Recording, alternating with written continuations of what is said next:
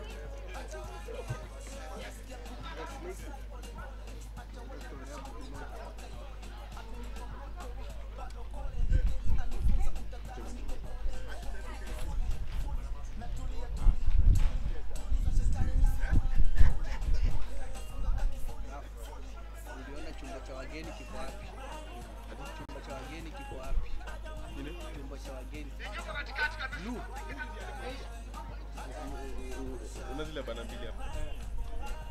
Hiyo hapo. Hiyo mlango umefunguka hapo. Oh, hapo. Time. Mbacha wageni. Nini? Songa. Tiki. Ajonge. Kama ni watu wanasonga. Watu wa Nairobi.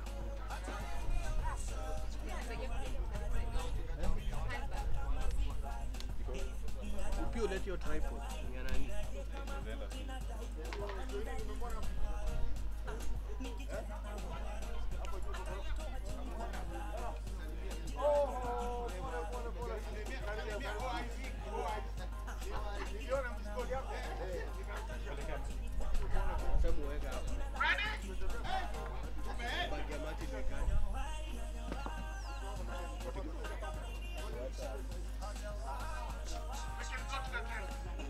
check 1 2 check 1 2 check 1 2 check 1 2 check 1 2 1 2 check 1 2 yes yes. Karibuni nyote, asanteni kwa kuja siku mashuhuri kama ya leo. Tunasherehekea yani the Universal Children's Day. Asanteni, chukua kiti pale utajisikia. Sisi sote ni familia moja na tunafurahi kuwaona. Aliyekuwa nanyi ni Pastor Felix mwenyewe. Kuchangamka ndio zake. Zagadat, thank you.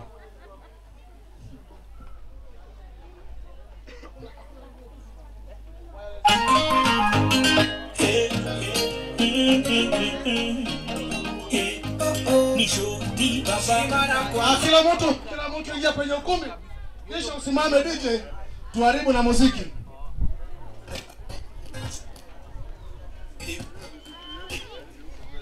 Yes. Francesca, Yes. please come with me. Francesca. Anataka watoto wadogo wakuje, watoto wadogo wakuje. Watoto wadogo wakuje. Right, watoto wadogo wakuje. Nataka watoto kiasi. Reverend Jane kuja.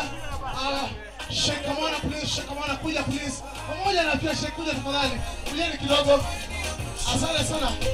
Bishop Marete please tafadhali kuja kidogo. Kuja. Shishu papi. Shishu papi eh. Shishu papi eh. Kidogo tu eh. Kidogo tu kidogo. Hey. Tucheze kidogo eh. Tucheze kidogo eh. Kuja unacheka sana kuja. Kuja tucheze kidogo kuja. Kuja kula ngoma kuja. Enda kula ngoma kuja kula ngoma. Kula ngoma eh. Kula ngoma. Let's go dance. Ni huyo sasa huyu. Afungi yangu huyo. Let's go dance. Bishop. Let's go dance.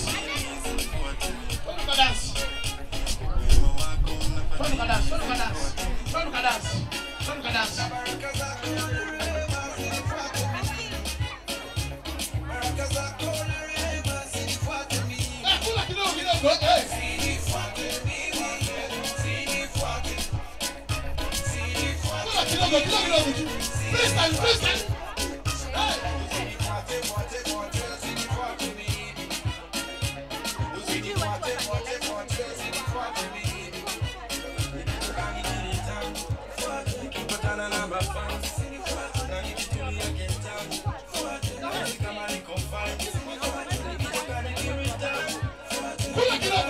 Kila mtu simama.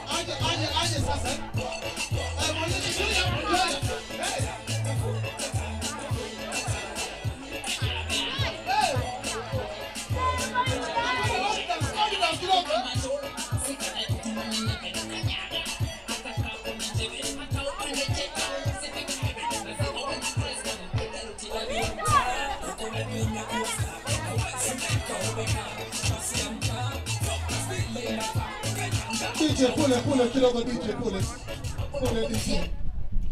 Tungependa tuulize kila mtu ako ile nje ya tent apart from the band.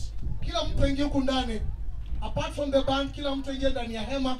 We want to ask all the people that are outside the tent, please join us at the tent.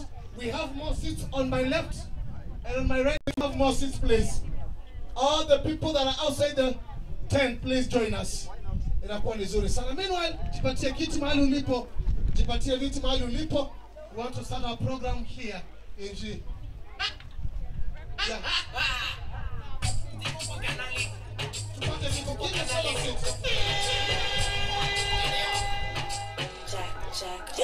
Ili bibi niyoko kendo ni washe jiko. Siko kwa kanaliti juu niko rito. Ulimi bado rite risasi siko. Mizani siko. Sihaki siko. Kati chini za kone na chaki prompt. Subiri usitizini. 2 fingers in the sky. Kucha gumi to the side. Sio ngumu kudecide. Tusikwende tukislide. We can boogie through the night. Take a love that I'm alive. 2 fingers in the sky.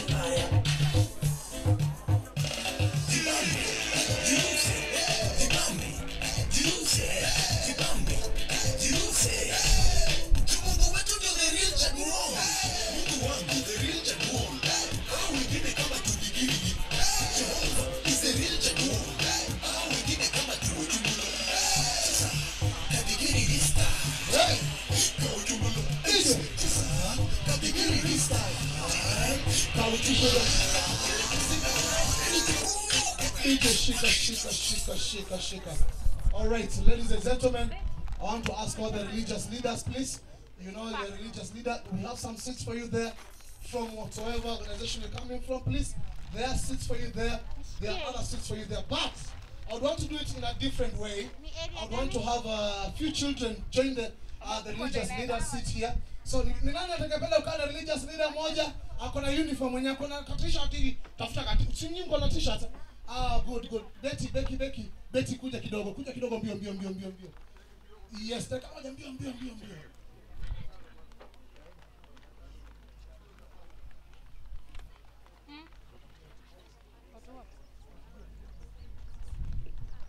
Right, kuja. Nionyeshe. Jipatie kiti pale hivyo mbele. Kuja nionyeshe. Kuja ile mlivyo, kuja nionyeshe. Kuja tu nionyeshe. Kuja. Usiogope. Kuja kabisa. Kujeni. Shikamana, God to some visitors. Let them join you there. Thank you so much. Nataka watoto wengine 3, 4, 5 hivi kuja kuonyesha. Ndio ukakae pale kwa ile tende wazito. Thank you so much. Zaki, ndio ukakae pale kwenye tende wazito, itakuwa nzuri sana. Yes, all the religious good. Umeja ndio ukakae kwa ile tent pale hivyo. Kindly let me have some religious leaders join the tent after, please. Few religious leaders join this tent and join the children. Thank you so much. Thank you so much. Let me have some 2 more, 2, 3 religious leaders. Okay. Yes. Asante sana. Mkana watoto hapo mwatunze. Nataka wale watu wamesimama pale nyuma. Hiyo njoo naitaka. Naomba tusonge kando.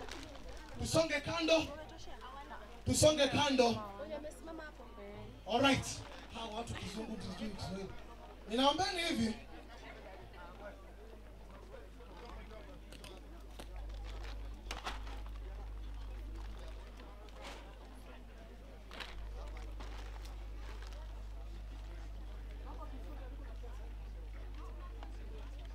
Right. We want to start the program, and the first thing we want to receive the band.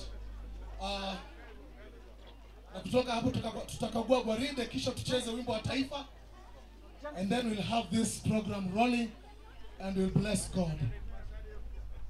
Itakuwa pia watumishi wa Mungu ambao wako mahali hapa watakagua gwaride pamoja na watoto wawili.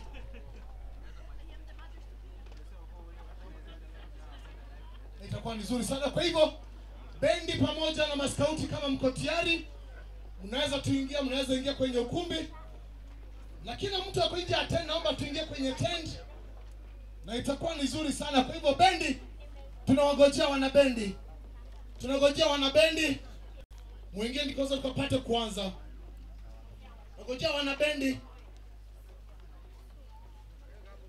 Muingie ndio tukapate kuanza. Wanabendi tafadhali tuingie. Ngojeni kidogo tu. Ningelipenda kwa heshima tusimame tumuheshimu Bishop Dr. Patrick Mungai ambaye ni the General Overseer of Gospel Evangelistic Church of Kenya na ambaye pia ametushika ugeni mahali hapa. Naomba tusimame kwa miguu yetu anapoingia katika ukumbi, tumpatie heshima. Karibu sana Daktari Askofu Patrick Mungai. Makofi ya daktari anapoingia. Pamoja naye ni Reverend Jason Kabela ambaye ni executive pastor wa hapa. Pamoja naye ni the administrative secretary of the Gospel Evangelistic Church of Kenya, Bishop Henry Jenga. Tuwapigeni makofi wanapoingia hapo katika ukumbi wa Nairobi County Temple. Thank you so much Bishop Dr. Patrick Mungai. Thank you so much Bishop Henry Jenga and Reverend Jason Kabera. Karibuni sana. Can I get some more seats? Let me have some more seats please. Hapa hivi wagwana ni wengi sana. Thank you so much. Thank you so much. Karibuni sana. We can have our seats, all of us. Karibu sana Bishop. Karibu shake. Come on. Karibu sana. Basi bendi tungependa tu wakaribishe ndipo sasa tukakagua gwaride hii.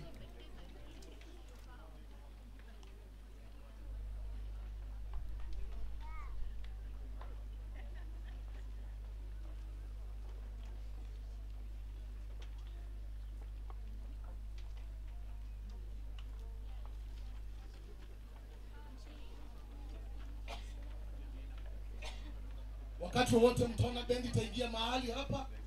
Na hii ni siku kubwa sana tunaposherehekea siku ya watoto dunia mzima. Bendi ndio tunawagoja. Inakuwa ni nzuri. Ningependa kuuliza kila mtu, angalia vifaa vyako. Please take care of your belongings.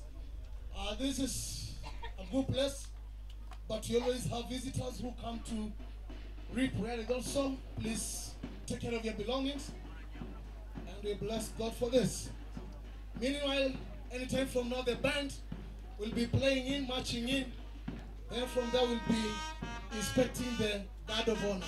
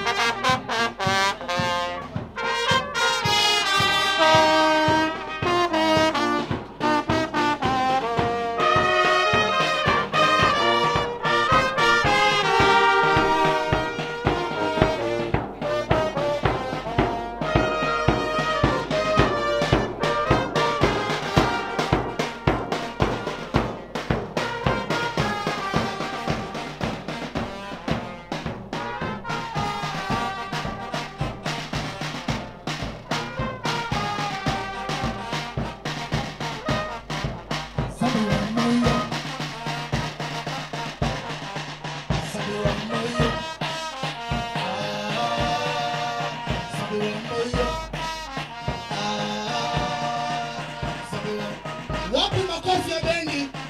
Tuwapigie makofi wanapoingia tafadhali.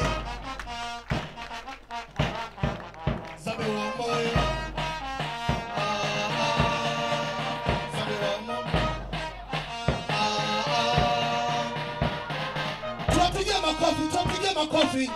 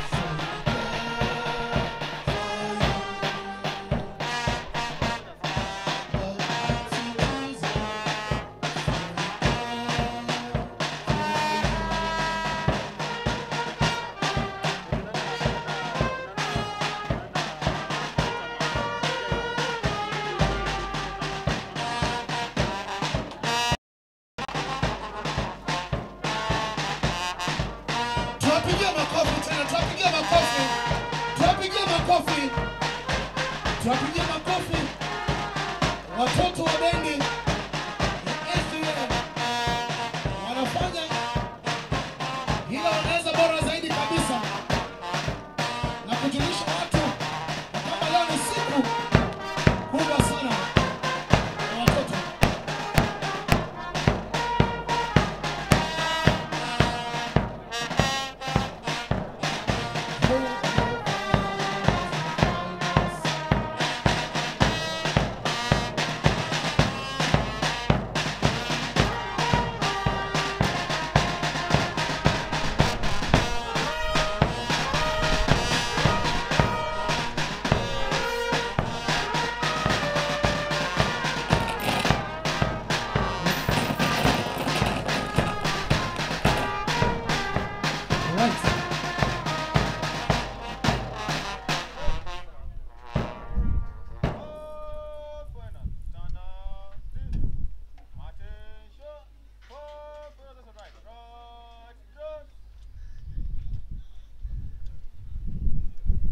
Tunapigia makofi wanapoendelea.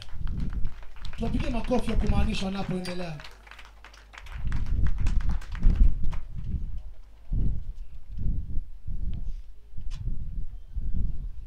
Kiongozi wanazidi kuwapanga.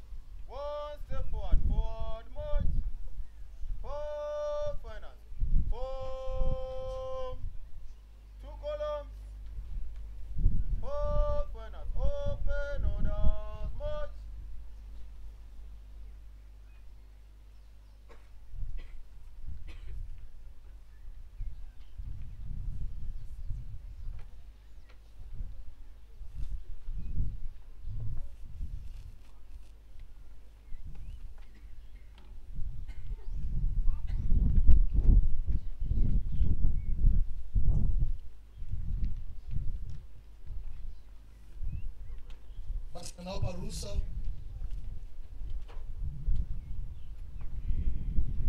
ya mgeni mheshimiwa ndiposa akapata kagua gwaride, na amepatiwa ruhusa sasa.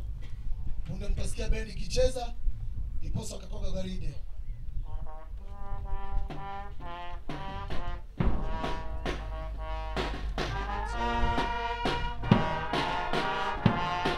Tuwapige makofi.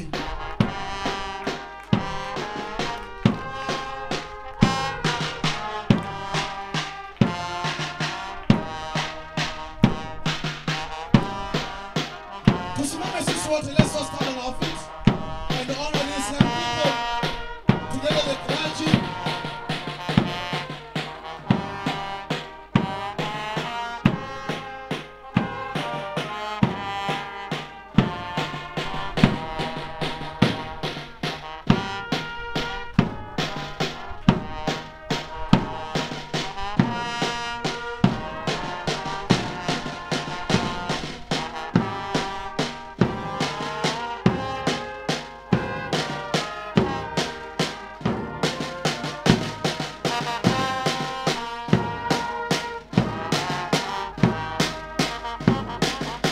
Basi sasa ni kukagua gwaride sehemu ya bendi.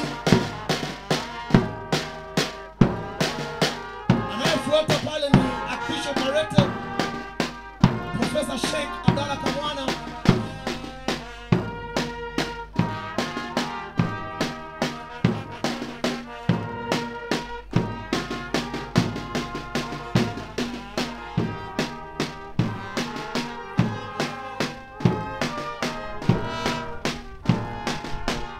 Pamoja na ni Sheikh Abu Hamza anamalizia kukagua gwaride pale, pamoja na kiongozi wa bendi pamoja na sauti, na kuwarejesha katika makazi yao.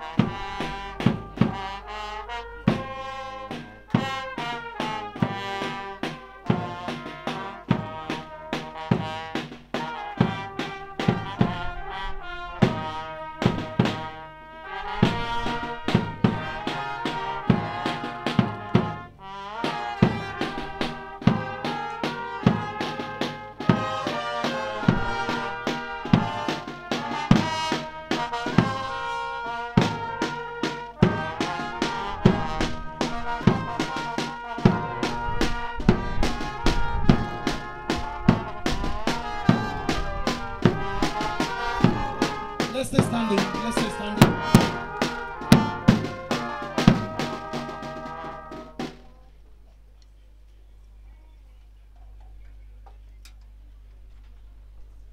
Tuzidi kusimama kwa wimbo wa taifa, baadaye atakaporudi kwenye sehemu yake ya amri itakuwa ni nzuri sana. Tujiandae kwa ajili ya wimbo wa taifa.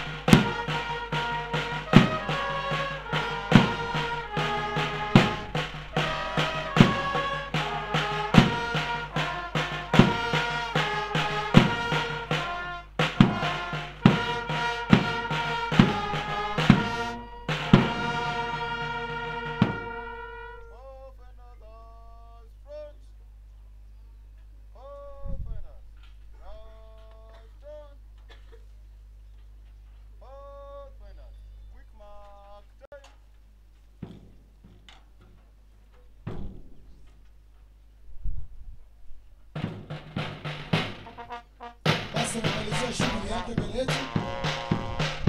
Nataka kuondoka mbele.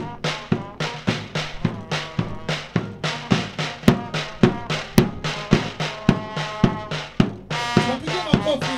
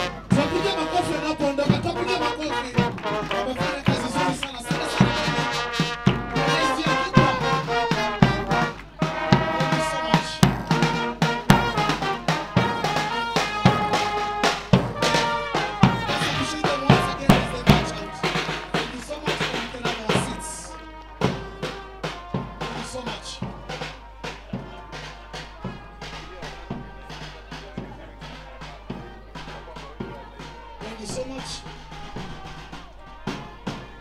At this moment, I want to bring in Jane Jerinanga, Reverend, to come and give us welcome remarks and also take off from there. Thank you so much. Let's appreciate Reverend Jane. Hello. Hello. Watoto mpo? Leo ni siku ya watoto, kwa hivyo sisi wote tutarespond kama watoto. Watoto tupo? Yeah. So tunashukuru Mungu kwa sababu ya kutupatia hii siku nzuri ili tuweze kusherehekea Universal Children's Day, na tunashukuru kwa sababu tuko hapa kama interfaith, tuko na viongozi wa dini kutoka madhehebu mbalimbali, na sisi wote tumekusanyika kwa kusudi moja, kusudi la kulinda mtoto wa Kiafrika, la kulinda watoto wote katika nchi yetu, kwa sababu watoto tunawapenda, tunawadhamini, na zaidi ya yote pia Mungu anawapenda na kuna mpango mwema katika maisha yenu.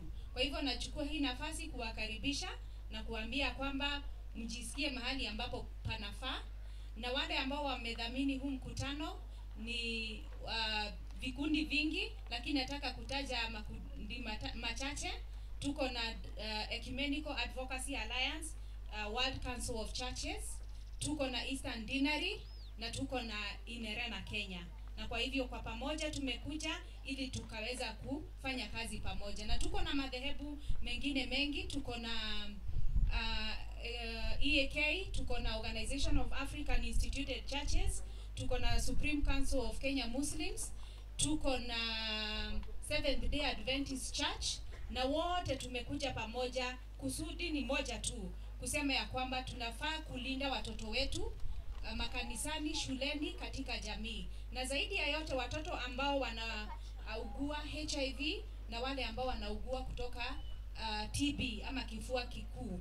Tuko na jukumu la kuwalinda, kuhakikisha ya kwamba wametibiwa, na pia tuko na jukumu la kuuliza serikali zetu kuhakikisha ya kwamba watoto wamepatiwa dawa ambazo zinafaa, hasa wale watoto wadogo na wanapata matibabu ambayo yanafaa. So karibuni sana ili tuweze kusherehekea pamoja Universal Children's Day. So kabla tuendelee, tutakuwa na reflections kutoka kwa our religious leaders, na nataka kumpatia our host ambaye ametupatia hii nafasi kutumia hii compound, Bishop Dr. Patrick Mungai atatupatia devotion or reflection for 5 minutes, and then tutakuwa na Imam Abu Hamza ambaye naye atatupatia reflection kidogo, alafu tuweze kuendelea. So situweke mikono pamoja, tukaribishe Bishop Dr. Patrick Mungai ili aweze kutupatia reflection. Karibu.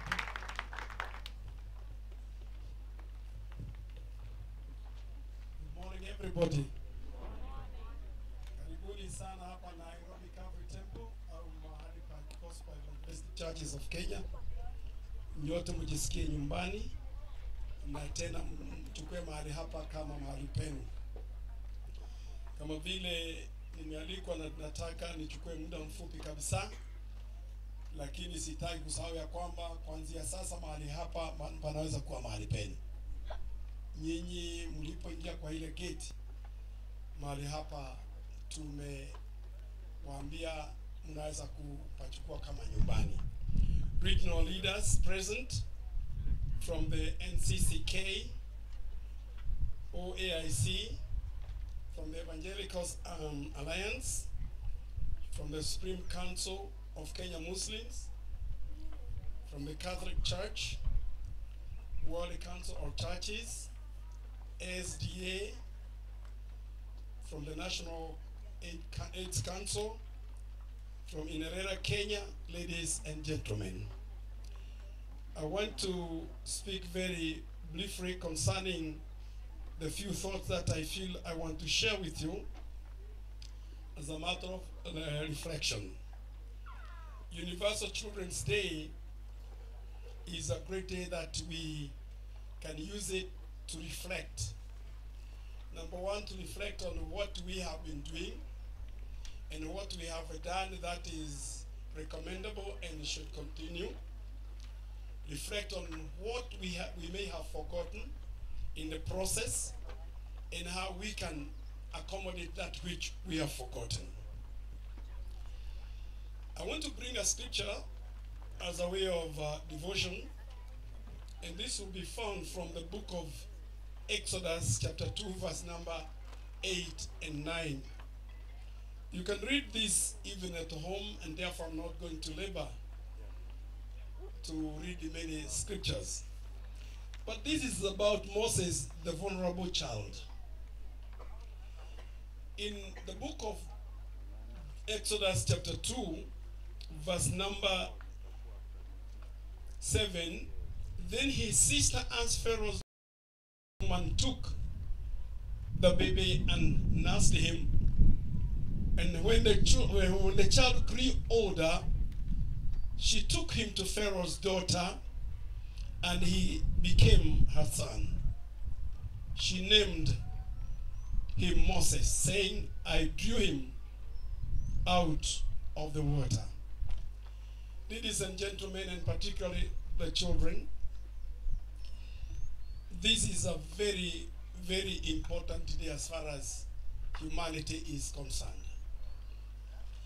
Because when you have children, you have your future. It is when you see children, you see hope, you see tomorrow, you see continuity. And we all know that children are global gifts. Because when one becomes a leader, he is not a leader of his or her community. And therefore, children are global gifts. We need to take care of all the children, and especially the vulnerable ones. Children who are disabled, living with TB, living with HIV. There's something I want to persuade the fathers and mothers, the uncles and guardians, and the leaders who are here. And even for those who will be watching these programs through these tapes, that if we all try to understand the heart of God for us individually concerning children, I think we will realize that the answer to that vulnerable child is hidden in someone. It is not in the air, it is not in the night, it is not in the future, it is in someone. And the story we have just read confirms that when the mother of this boy, Moses, could no longer hide him, because Egyptians were looking for Hebrew boys to kill. Even when they go to maternity, when they find a Hebrew boy, they were vulnerable, they were in danger. But something happened that the mother did what she ought to have done. She hid the boy. And she left the results to God. You know, if we do our part, if we do what we are able to do, when we do what is within our reach, God will provide the rest. And so this mother did not just say, Mungu atasaidia. She did her part. She hid this boy within the banks of River Nile. And the providence of God is that the daughter of Pharaoh was going for swimming and enjoying picnic, and she saw this boy. If the mother had not hidden the boy, the daughter could not have seen the child. So, it is important that we know, listen, that we understand the heart of God for you concerning children. And when you understand God's heart for you in relationship to this service, in relationship to this challenge, in relationship to these vulnerable children, God will prompt something in you. And therefore, ladies and gentlemen, we cannot just sit and say, God's will be done. God's will start when you do your part in this situation. Because the mother of Moses understood God's heart for her concerning this child is just to take her, and you know what? She would have thought of crocodiles and many other dangers that would have been waiting for the child. She did not want the boy to die in her hand. I conclude by asking all of us, understand that this vulnerability we see with the children living with TB, HIV, poverty, lack of food, lack of clothing, lack of water, lack of shelter is a big, good reason if we try to look for something good out of this challenge. You know, we see demons in everything. We see demons in everything. But supposedly we try to see God in everything. Supposedly, we know that there is God who is bigger than demons. I know my 5 minutes are gone. And for those who are watching time, I know I'm out of time. And I'm out of order. So let me start marking time from now. And I'm serious. Yeah. Yeah. So please, to the government, to the NGOs, to the lawyers, the business people, to teachers, to scientists, if you understand God's heart for you in relationship to these vulnerable children, everyone will have something to do in relationship to their skills, their worldview, and their ability and their resources. The doctor will do something. The politician will do something. The parent will do something. The teacher will do something. The neighbors will do something. The community will do something. Because we all understand God's heart for us in relationship to these children. And I'm a preacher, but today I'm not going to preach, and I consider I've said enough. Therefore, Reverend Jane, thank you for asking me to come and to reflect on this. I submit it to all of us, but not all of us has something that we can do. For those who believe in prayers, pray. But for those also who believe in praying and doing something, do it. And another good thought I want to reflect is this, that do not think about the whole world for now. Think of that child that you are seeing.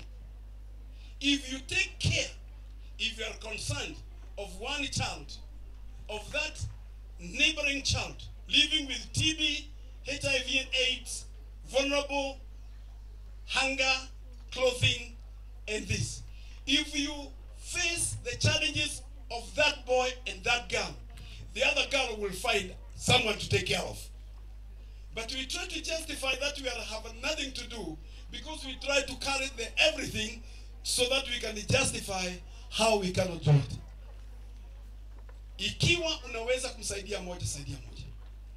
Kwa hivyo nyinyi wazazi, mjue Yesu alipeleka watoto katika Marko 10:13, and they were bringing children to him so that he might touch them. If God can touch a child, how clean are you to say you cannot touch a child? If the Son of God, if Messiah, if God can touch a child, that disabled child living with TB, with the cancer, with HIV and AIDS, if Jesus would spend time to touch, to release love, concern, to show that this child has dignity. Even if she is vulnerable, even if she is sick, she has her dignity and his dignity. So if Jesus can touch them, touch them. Father, do not provoke your children. Let us be kind to the disabled, to the sick. Parents, develop positive parenting. Speak greatness. Speak kindness. Don't hide your child. Bring them out. Madam Jane, don't want to have a D minus. I want possibly you can give me an A plus. Thank you and welcome to this place. This is Gospel Evangelistic Church area, but now it is yours, it's ours. Come again, come again. Anytime we have a function, Reverend Jane, this is your place. God bless you and karibu wote. Thank you so much. Thank you, Bishop. We appreciate. One key message, adopt a child. Right? We adopt a child. If you see a vulnerable child in the community, adopt them. Do the little you can do. Feed them, clothe them, love them, show them compassion. And I think that's a message that Christ gave us. At this point, I want to welcome Imam Abu Hamza to give us reflection. Then Archbishop Marete will pray for us, and then we can start off. Thank you, Jen. Assalamu alaikum. Good morning, everyone.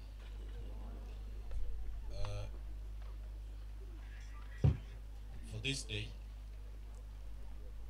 which is a very important day that we've set aside for the children, Prophet Muhammad sallallahu alaihi wasallam taught us something in his traditions, and he told us, "Kullukum ra'i wa kullukum mas'ul." He told us that we are all responsible and we are all answerable. Just like a father is responsible for the family, and he is also answerable to God for the family. A mother is responsible for the house, and she is also answerable to God for the house. And so are we. Because he gave a responsibility and said to all of us, the community, the clergy, and everyone, Man kana yu'min billahi wal yawmil akhir, whoever believes in God, Allah himself, and believes also that one day there will be the day of judgment, he said this person, فَلْيَقُلْ خَيْرًا أَوْ لِيَصْمُتْ, should always say the best or keep quiet forever. So as we reflect today on the importance of our children, there's something that he also taught us, the Prophet sallallahu alaihi wasallam, to differentiate between wordings which are same in Arabic but very different in meaning. For a Muslim, when you say tawakkal, it means leave yourself to God. Tawakkal ala Allah. But at the same time, if you say tawakkul ala Allah, it also means that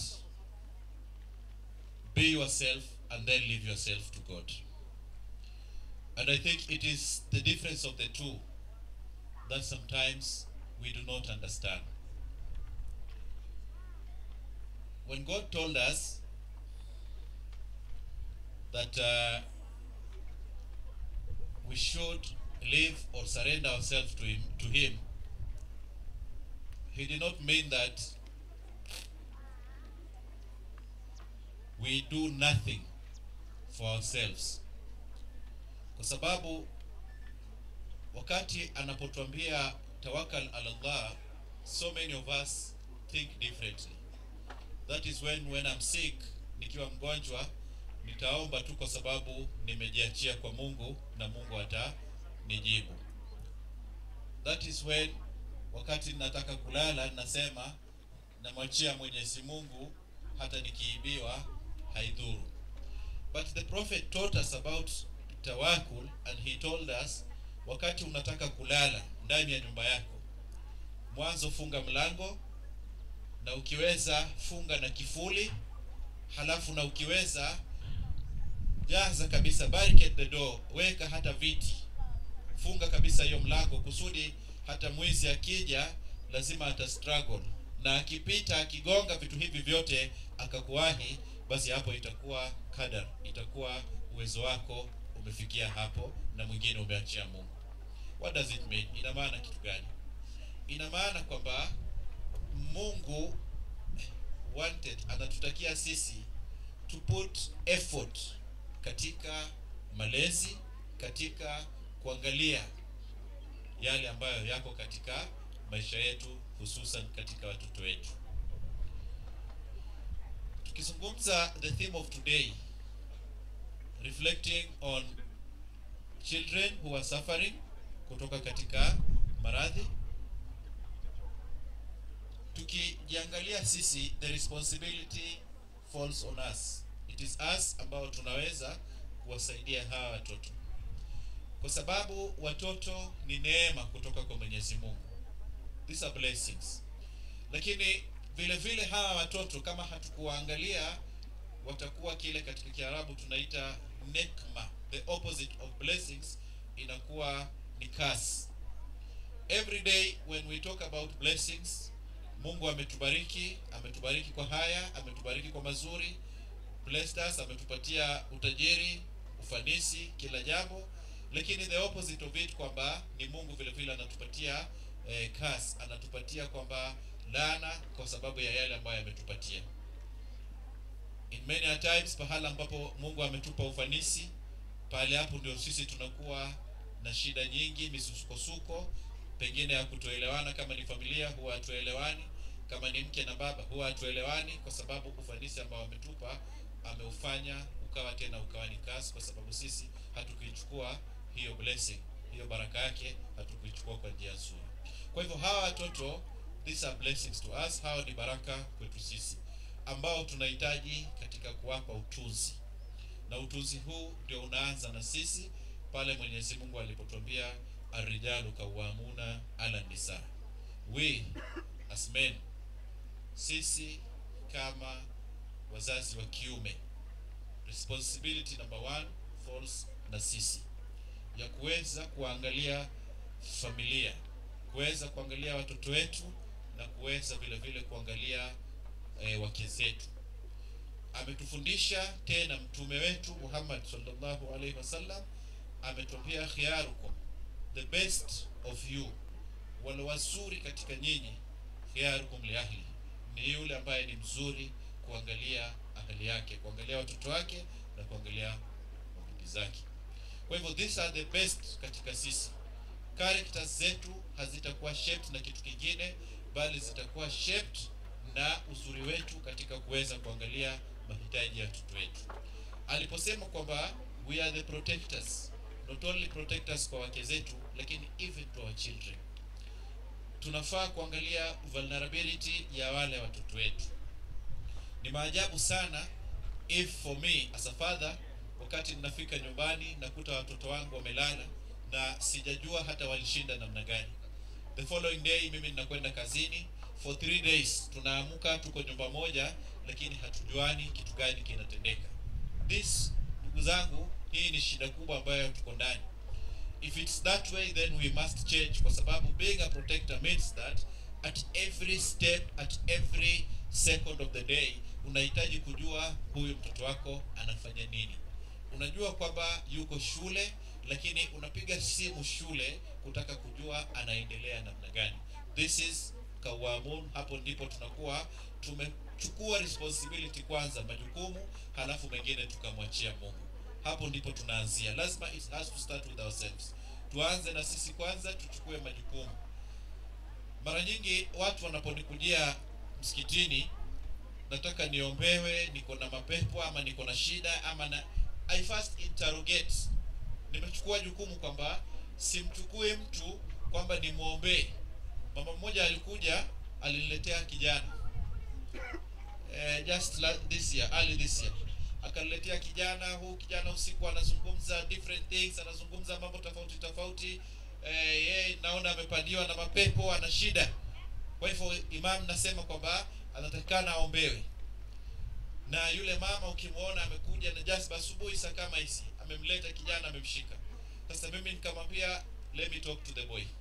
Wacha nikuulize, niulize kijana wewe ukisikia. Nikauliza kijana wewe unafanya nini? Kijana hafanyi kazi. What he does, anakaa pale maskani na wenzake. Lakini nikamuuliza uraibu wako ni nini? Maana nikamwambia wewe ukinidanganya hata nikikuombea Mungu hata kusikia.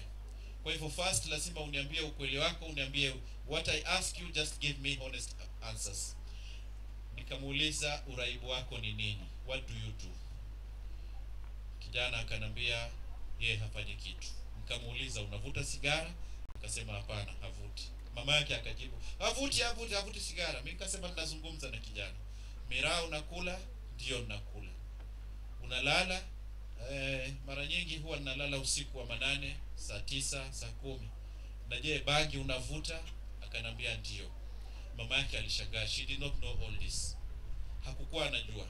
Sasa tabu ilikuwa hajalala. He had sleepless nights karibu wiki nzima. Pile ya usingizi, kula hali vizuri. Alikuwa a lot going on kwa kichwa chake, akili yake. Akienda kulala, brain yake bado inazungumza. So I had to tell huyu mama, huyu mwache ale kisha alale, baada ya siku 2 akuje. Asifanye chochote, mfungie nyumbani. When akikuja baada ya siku 2, kijana alikuwa mzuri na alikuwa sawa. So mara nyingi tunasema kwamba even this ambayo tuna feature responsibility kwamba huyu lazima tumuombe. Huyu lazima shida yake inahitaji maombi kutoka kwa Mwenyezi Mungu. Responsibility kwanza ni lazima we take what to do, alafu ndio tunamwachia Mungu. Kama hatujafanya letu sisi na tumwachie Mungu, Mungu hata tujibu. Kwa hivyo for our children, we are the protectors, we are the people responsible. Kwa sababu ya wakati, naomba kwamba baada ya leo isiwe kwamba we just celebrate the children siku kama hii, alafu we let them suffer for another year, tunakutana another day like this. It has to be every day. It have to be every time thinking about our children, kwa sababu they are our future. May God bless all of us. Asanteni. Asante Imam Hamza. Now the message is very clear. Let's protect our children. Tuwalinde, tuwatunze, tuwajue. Archbishop Marete, tuombe.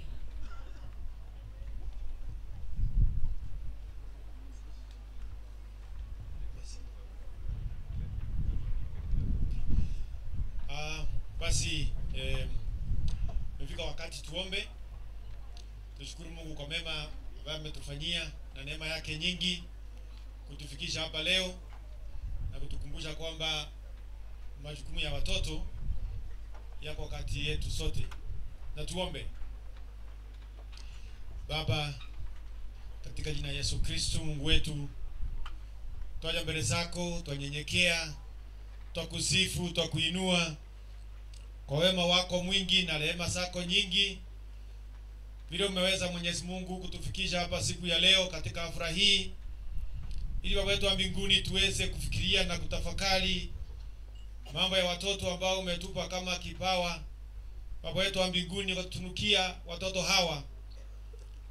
Mungu wetu mwema, tuomba neema yako nyingi iweze kuandamana nasi wakati tunapofanya majukumu ya watoto hawa kanisani, kiwa shuleni, kiwa nyumbani, katika nchi yetu na katika nchi zote za dunia. Mwenyezi Mungu, umetukumbusha kwamba watoto ndio tegemeo letu la kesho. Watoto ndio tegemeo letu Kenya na kwingineko, kwa sababu bila watoto hatuwezi kuwa na nchi ya kuendelea na society haiwezi kuendelea. Our dear Father, we want to commit ourselves into your hands now, that Lord may continue to talk to us, continue walking with us, Father, and the sponsors of this ceremony, our dear Father, and all those, Lord, who have done the little they have done so that we can now come together and think about our children. Bless us, Lord. Tunapoendelea kuongea Mwenyezi Mungu, Roho wako Mtakatifu aendelee kuongea nasi kindani zaidi na tuendelee kujua zaidi. Yote ambayo tunafanya Mwenyezi Mungu yabariki, maongezi yetu, nyimbo zetu, yote ambayo tutayafanya, Baba bariki yote, yawe yanatuelekeza tu kufikiria juu ya mtoto ambaye Mwenyezi Mungu ametuleta hapa siku ya leo. Kaa pamoja nasi leo na siku zote katika jina la Mungu Baba, Mwana na Roho Mtakatifu. Barikiwa. Thank you very much. Good morning. My name is Francesca and I come from a country which is called Italy, and even in Italy today, also in Italy today, we are celebrating Universal Children's Day because it's a day that all around the world in 205 countries is being celebrated. And it is the day we talk about children, we sing with children, and we dance with children, and we tell everyone that children are very important. They are our future, but also our present, and then we need to empower them. So it's very important that you know about this document that is called the Convention on the Rights of the Child, that lists all of your rights, for instance, the right to health. And here we are today talking about how important it is to raise awareness about HIV and TB, to make sure that children who have HIV or TB are not discriminated, that we play with them. We talk also about the right to education, to learn more, to be informed about how to be protected and prevent infection like HIV and TB. But the most important thing that we are doing today is to hear from you and sing with you. So I'm going to invite the Mwangaza Youth Fellowship to sing for us and with us. Thank you very much. Mwangaza wakikuja, tuko na HIV testing services zinaendelea kwa ile mlango iko pale. Tuko na testing ya TB pale mbele kidogo. Tuko na testing ya screening ya STIs hapo mbele kidogo, na pia blood pressure. So please take advantage. Hatulipishi kitu yoyote. Enda ujue hali yako. Mwangaza Fellowship.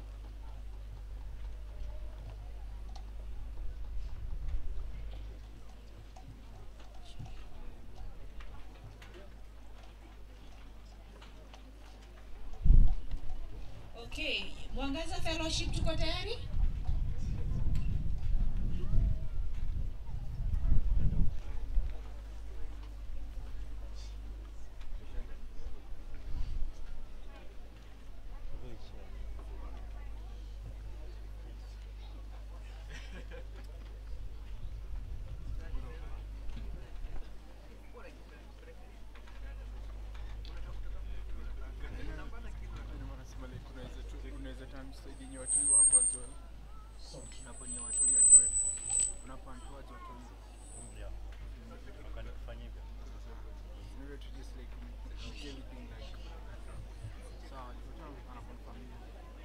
Hello, my name is Karen.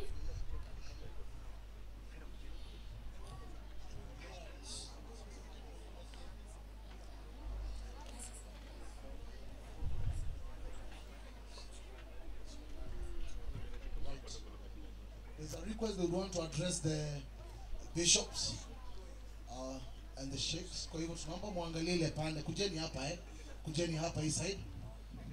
Songe hapa hivi. Wameomba tungependa kuangalia askofu. Ndiposa askofu ukipata ujumbe huu ufikishe mbele kwa mamlaka yako. Asante sana.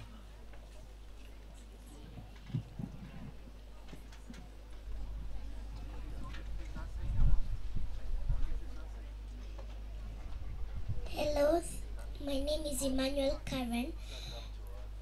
This is junior youth and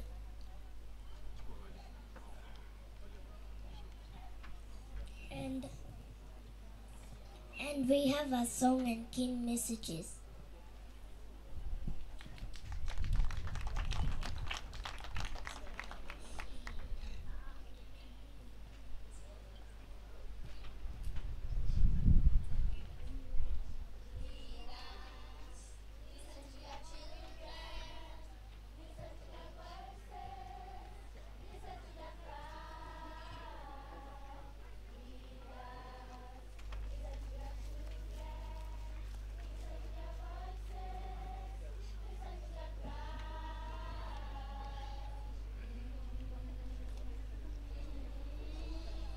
child, your future leader.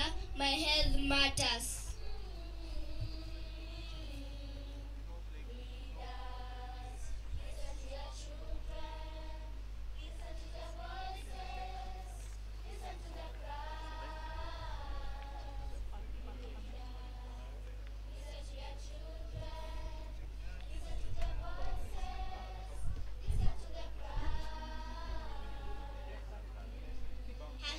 Faith to end AIDS.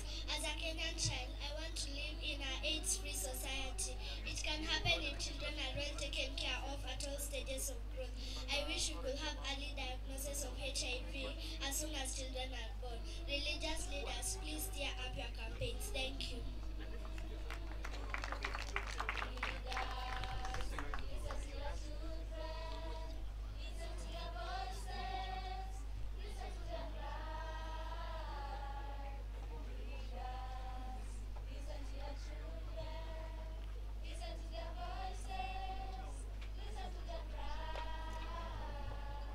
I am Patrick, and today I urge us all to come and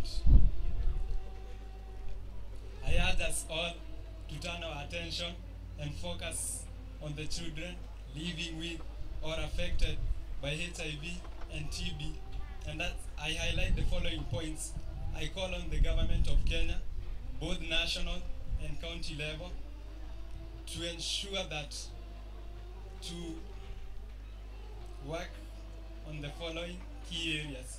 First, ministries of health and education in both national and county governments must commit to ensure that children affected or living with HIV and TB are free from stigma and discrimination, and also ensure that schools are TB and HIV stigma-free environments, and also ensure that ministries of health and finance must prioritize the national and county government to ensure that there are affordable and child-friendly medicines. Thank you.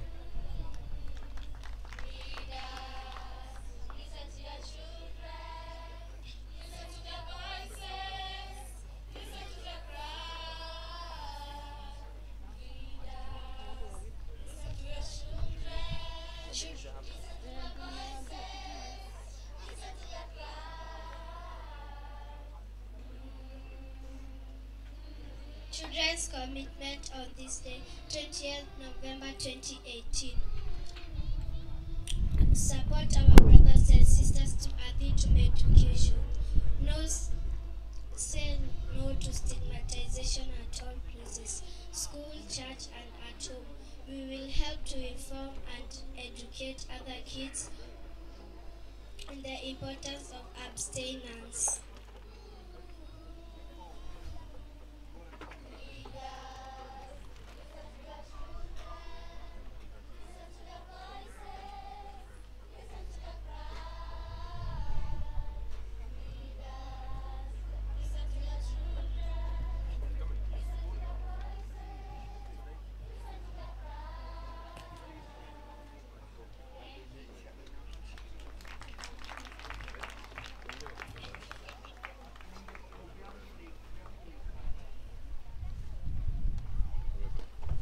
Let's appreciate them in a better way.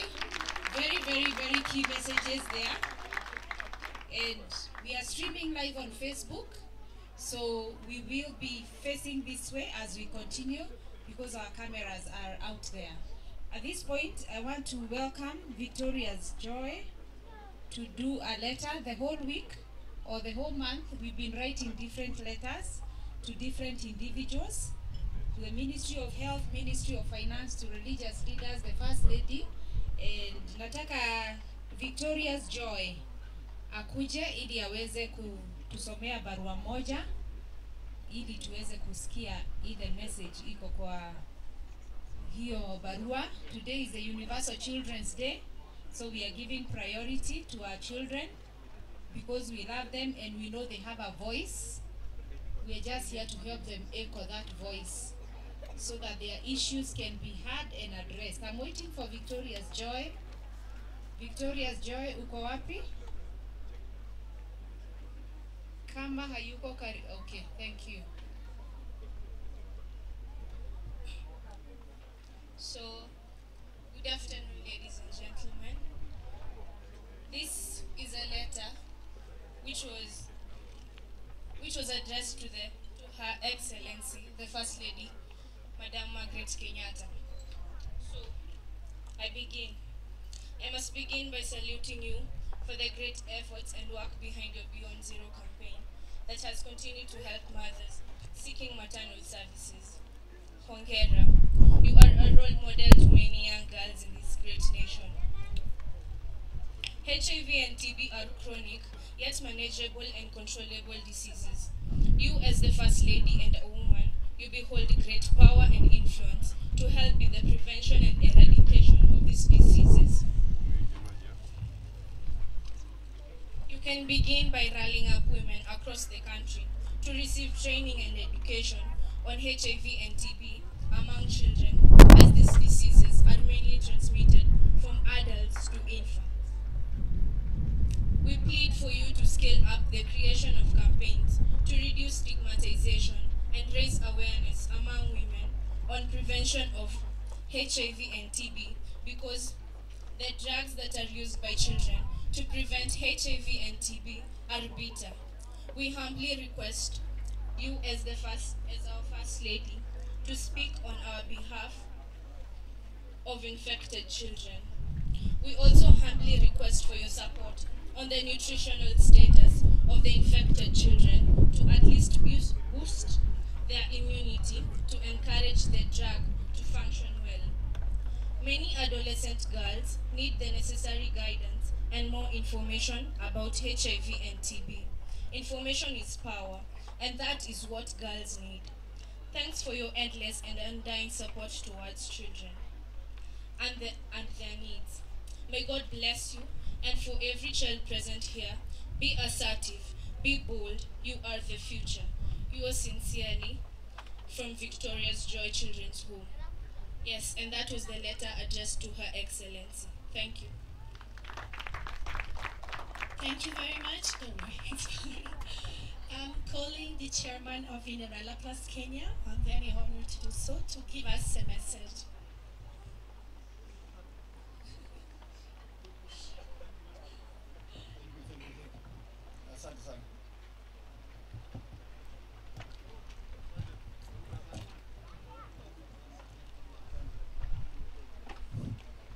Our respected host, Dr. Bishop Muigai, our acclaimed and beloved students and children,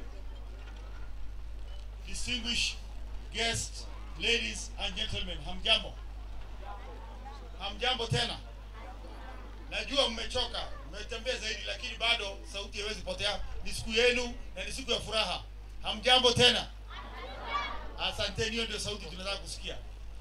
Humbly and respectfully, allow me to greet you in the Islamic greetings of Assalamu alaikum wa rahmatullahi ta'ala wa barakatuh. Simply translated means, may peace, blessings, and may peace, mercies, and blessing of Almighty God be upon all of us. Before I start, I would like to commend and congratulate our children, because we have moved around and they have done it in a very dignified manner, very energetically. Na hiyo ilikuwa ni siku ya maana na jambo la maana na busara mmefanya. Pongezi kwa hayo.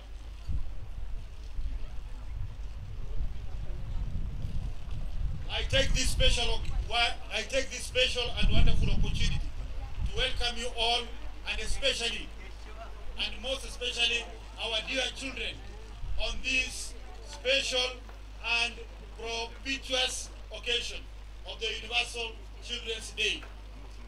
As you all know, November 20th of each year is a very significant day and a historical one for the children the world over.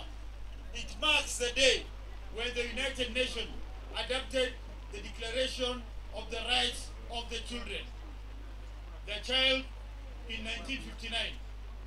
So the day we are celebrating here has not started today or yesterday. It was a day which was started in 1959. But I thank the organizers of this particular event, in Arela, including our other different partners, economical and the other, the World Council of Churches, for organizing this day and reviving this day in Kenya. A number of children rights, including the rights of life, to health, to education, and to play, as well as the rights to family life, to be protected from violence, from discrimination, and to ensure the views of children are heard and respected. That is what is the meaning of the Child's Day today. And I was very delighted to hear children coming up, speaking their minds, speaking what is ailing them, speaking what they need in open and with a lot of bravery. This is the meaning of the whole day today.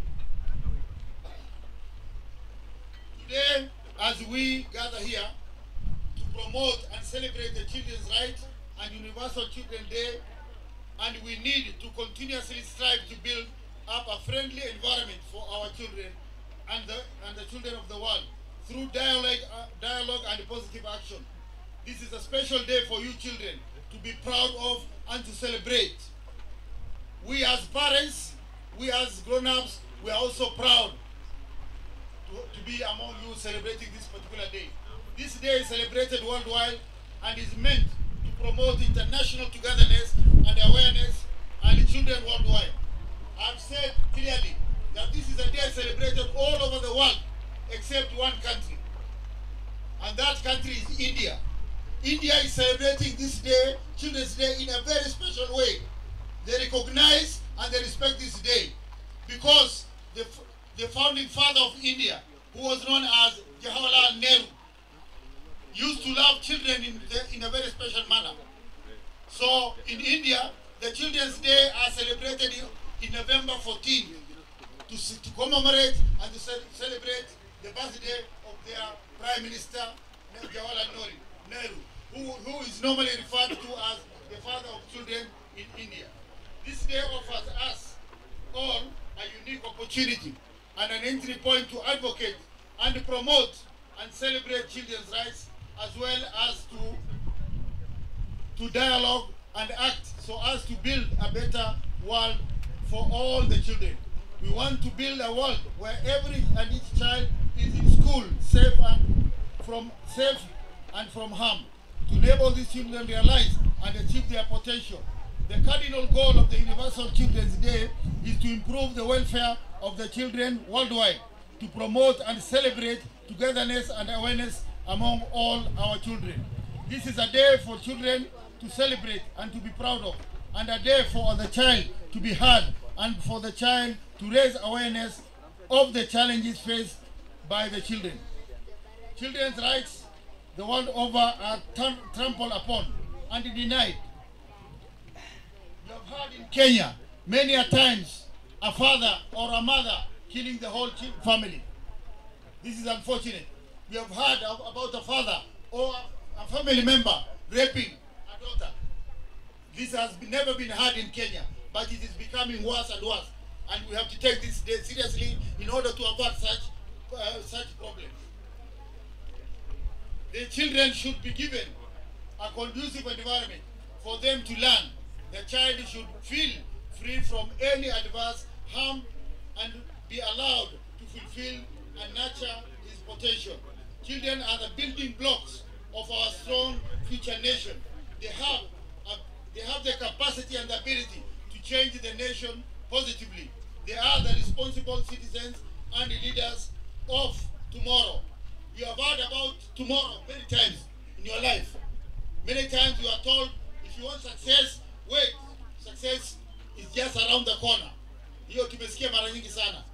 We have been waiting for long to find that and to see that success. But that corner does not finish and that success does not end. We want to make this success here today a reality. We don't want that success is around the corner any longer.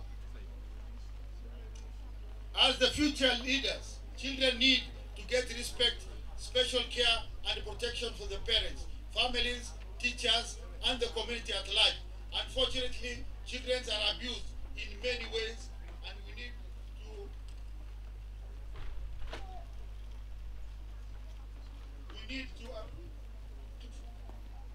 need to realize that the fact that childhood is the best phase in life. It should be handled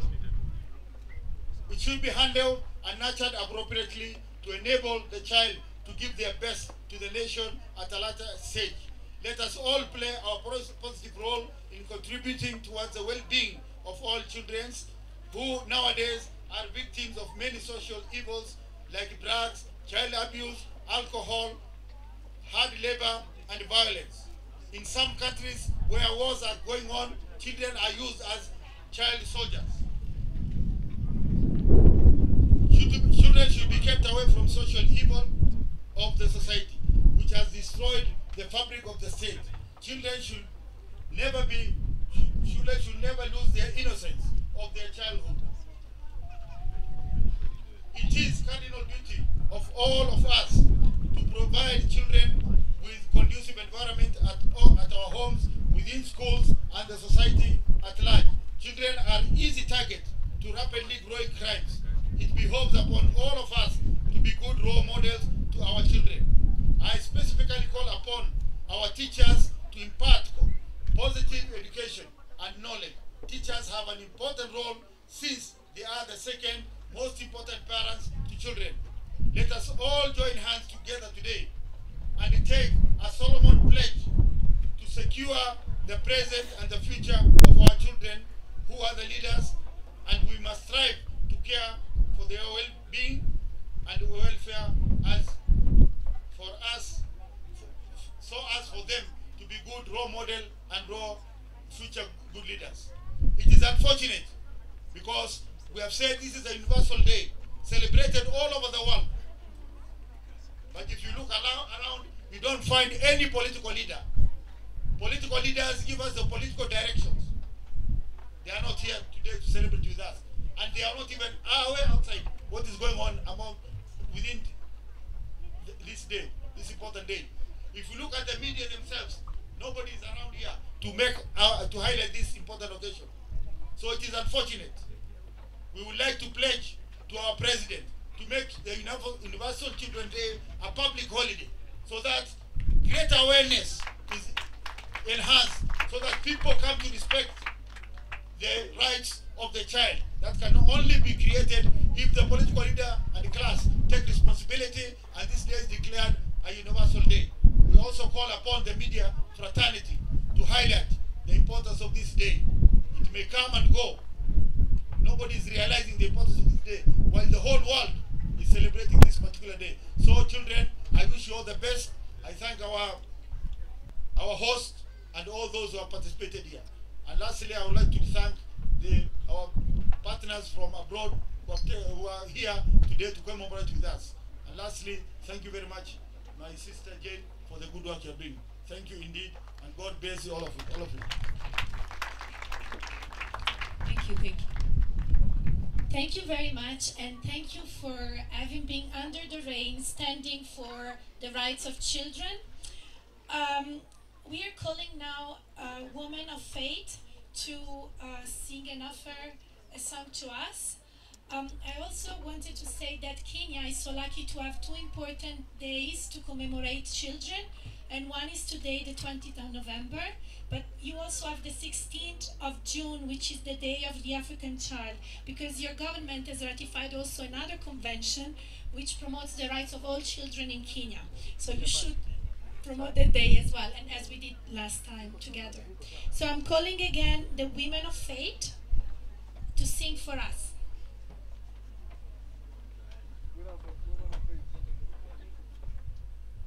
There are no women of faith. Aziza, Women of Faith group. And as they prepare to come, we can have a letter.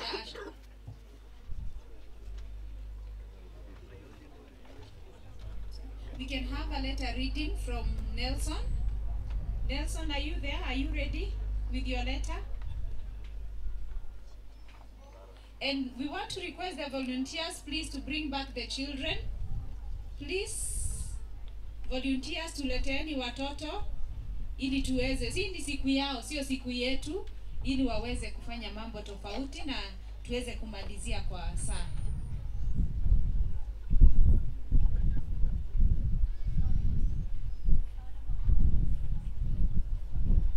Okay, Solomon, come read your letter as we organize the team here.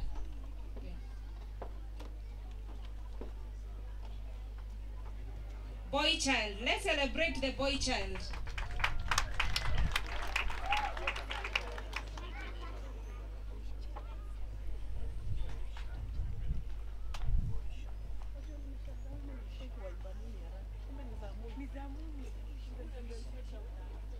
Sound check. To all protocol observed, ladies and gentlemen, good afternoon. My name is Solomon, minor from Victoria's Joy Children's Home, and here I have a letter addressed to His Grace, Right Reverend Archbishop Ole Sapit. Dear Archbishop Ole Sapit, I would like to give you a hand of applause for the excellent work you have done together with the team of church leadership.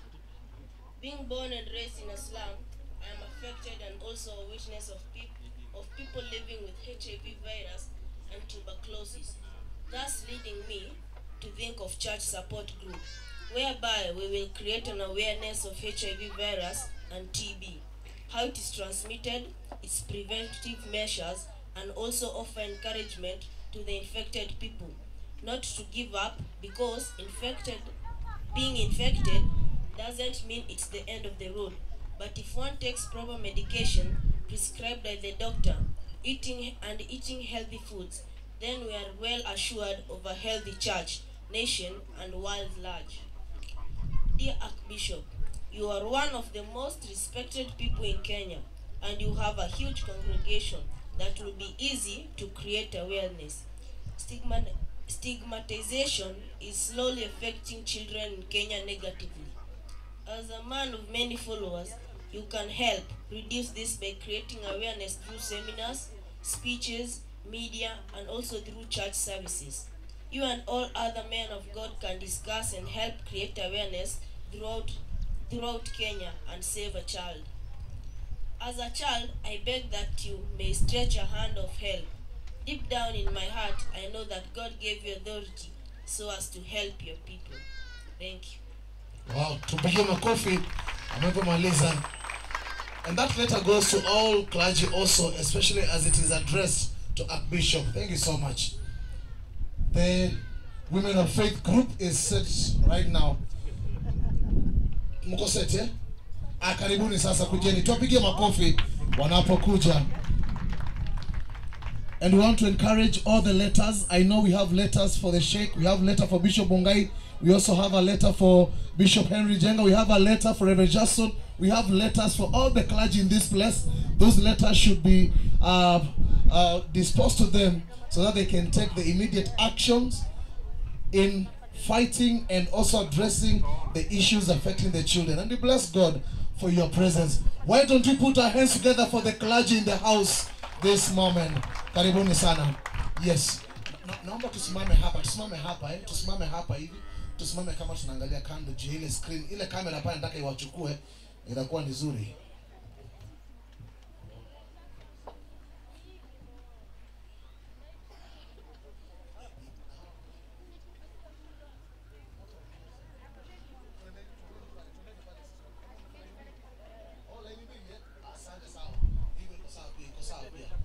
Thank you so much.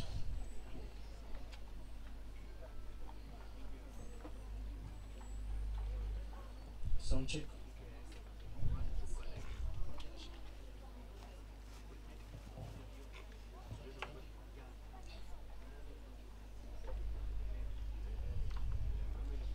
Wakenya tupendaneni, tudumisheni amani. Wakenya tupendaneni, tudumisheni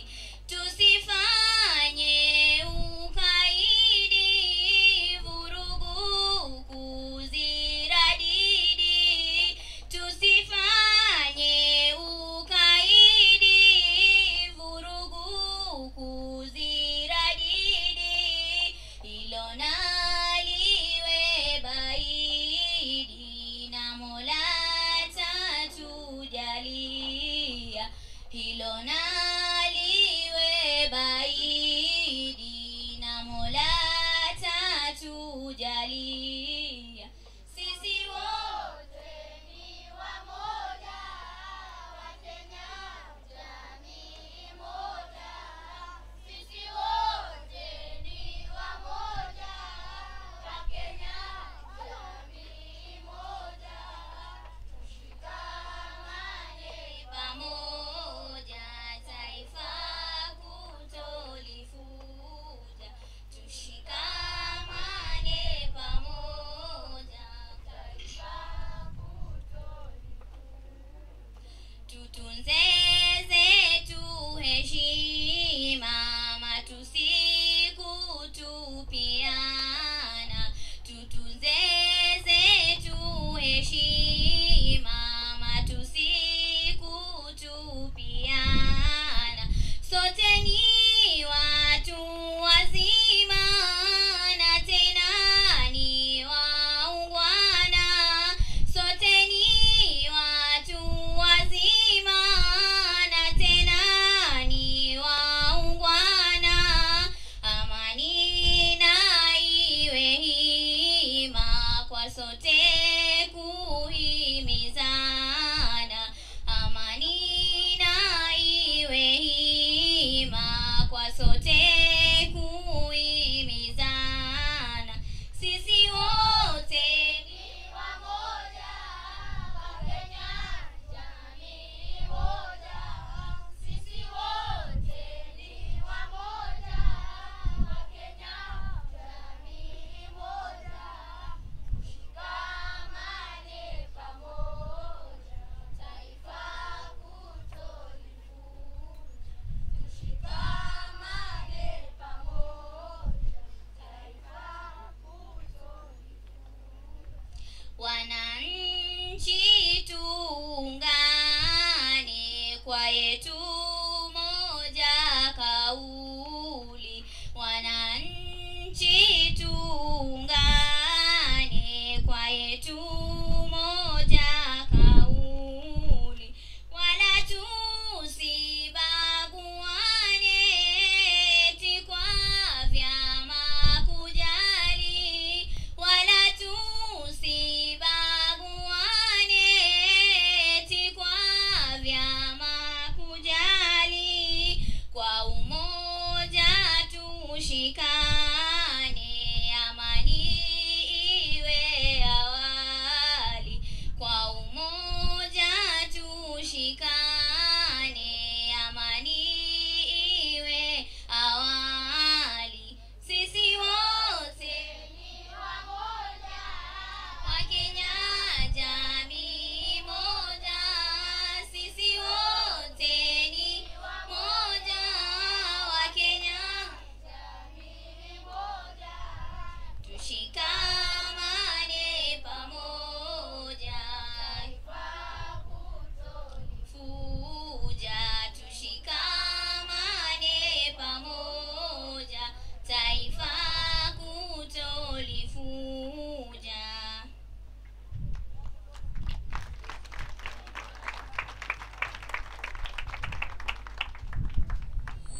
Tuwapige makofi tena. Bishop Patrick Mungai, thank you for honoring those children to come and do that presentation here. Sheikh Amona, thank you for coming here. It is such a joy when we see all of you seated there with unity, ready to defend the children, ready to fight for the children, and we bless God for you so much. At the moment, I want to bring you Victoria's Joy Children's Home with a shairi, and then from there we'll be hearing another letter as we near towards the end of this presentation. Victoria's Joy Children's Home, karibuni sana, uwanja ni wenu. Victoria's Joy Children's Home, karibuni sana, uwanja ni wenu. Tuwapige makofi ni hawa, si ndio? Kujeni sasa mtupatie hiyo shairi, inakuwa ni nzuri sana. Let's appreciate them once again, even as they come to do that shairi. It's all geared to the Universal Children's Day celebrations at Nairobi Calvary Temple, the headquarters of Gospel Evangelistic Church of Kenya.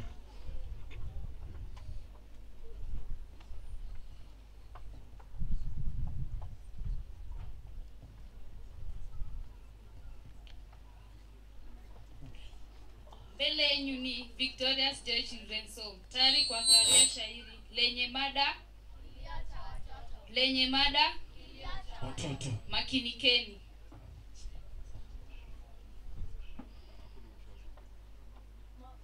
Mama wa kwanza Bi Margaret Kenyatta, sisi watoto yatima tunaugua virusi vya ukimwi na homa ya mapafu. Twaomba usikie.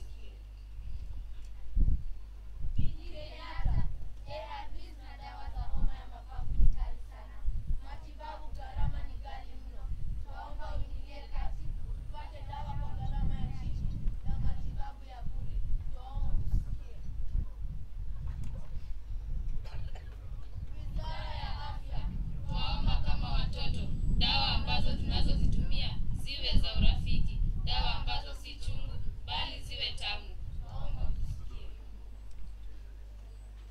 Wizara ya Fedha na Elimu, hebu tege sikio. Hatuna elimu ya kutosha kuhusu haya magonjwa. Hatuna fedha za kutosha kununua vyakula. Tuwaomba mtusikie. Viongozi wa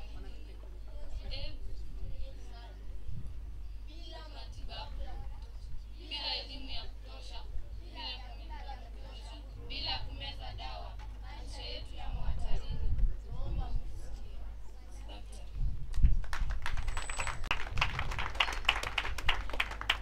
Right, we have a letter reading. This is from one Yvonne Award to come and do a letter. Karibu sana. Tupige makofi anaposoma barua hii. Inakuwa nzuri sana. Let me have the honors of holding the microphone for you. Si itakuwa sawa. Salimia wa Kenya kabla usome. Good afternoon. This letter goes to Bishop Dr. Patrick Mungai. I would like to salute you for the good work and great work that you have been doing together with your church team. Let me take this chance to bring to your attention of children with HIV virus and tuberculosis. In our community, these children are neglected, some chased from school. There is a lot of isolation of these children, and the church can help. In other hand, the kind of drugs taken by these children are not affordable. I also humbly request you to create awareness in churches through seminars and also print our reps for educating people on ways to prevent HIV and tuberculosis. Thank you for your consideration. You are giving to my letter, and thank you for what you have done in the church in trying to fight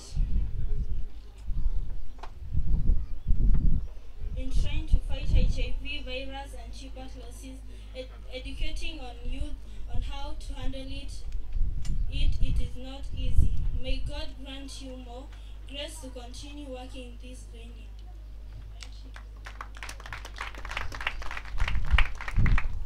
That letter was addressed to Bishop Dr. Patrick Mungai, and the young girl is going to greet him. Amen. And they're exchanging some words. And Bishop has received that letter. That letter will get to the bishop today before he leaves. He'll have that letter. Thank you so much. We are doing good at this moment. Ningependa nikaribishe Nelson. Alipatikana Nelson. Alipatikana eh? We have one more letter from David Amulo. David Amulo. David Amulo, are you there? Say yes, sir. Yes, sir. Ah, there you are. Go you, eh?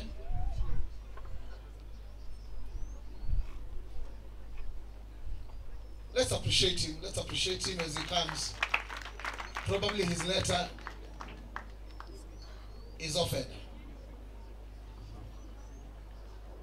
You already gave out your letter, eh? Thank you so much. The last one is a song from one beautiful queen, Her Excellency, we call her this that way, Michelle Nganga, aka Shishi. Let's appreciate this beautiful young lady. Very intellectual, very beautiful, very great. We call her Your Excellency because soon you'll be Your Excellency. Tupigie Your Excellency makofi. Karibu sana. Good afternoon. My name is Michelle Anjiro and I'm going to present a song entitled No Scars to You're Beautiful. You don't have to change a thing about yourself because you're beautiful just the way you are. Not so beautiful. She just wants to be beautiful. She goes unnoticed. She knows no limit. She craves attention. She praises an image. She prays to be sculpted by the sculptures. Oh, she don't see the light that's shining deeper than the eyes can find it. Maybe we're made of light, so she tries to cover up her pain and cut her walls away. Cause cover girl don't cry till the face is made. But there's a hope that's waiting for you in the dark. You should know you're beautiful just the way you are. And you don't have to change a thing, the world could change its heart. No scars to you're beautiful, wear stars and we're beautiful. Oh, oh, oh, oh, oh. And you don't have to change a thing, the world could change its heart. No scars to you're beautiful, we're stars and we're beautiful. She just wants to be an envision, so she's starving, you know. Cover girl did nothing, she said. Beauty is pain and there's beauty in everything. What's a little bit of hunger? I can go a little while longer. She fades away, she don't see. She's perfect, she don't understand. She's worthy of that beauty that goes deeper than the surface. Oh, oh. To all the girls that hurting, let me be your mirror. Help you see a little bit clearer. The light that shines within, there's a hope that's waiting for you in the dark. You should know you're beautiful just the way you are. And you don't have to change a thing, the world could change its heart. No scars, they are beautiful. We're stars and we're beautiful. Shall we put our hands together for her? You are beautiful the way you are. You don't have to change anything. You are beautiful the way you are. So beautiful, a beautiful soul, a beautiful voice from a beautiful young lady. We are doing good. We have a poem from Rahma. I think you've heard Michelle sing Anameza maneno vizuri. Hi. Shall we put our hands together as we bring Rahma to come and give us a poem? Rahma, another beautiful lady, another excellency coming here. Man, we know you'll make it in life. You're going to be great people. We are waiting for that day, okay? Yes.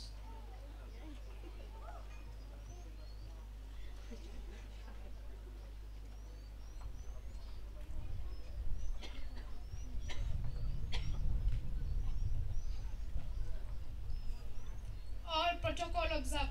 Ladies and gentlemen, in front of you is Rahma Abdulrazak, ready to recite a poem entitled, Why Me? HIV and AIDS. Hospitals and clinics are full of people infected by HIV and AIDS. Doctors and nurses are running, trying to save its soul. Everyone is opening mortuary business over there.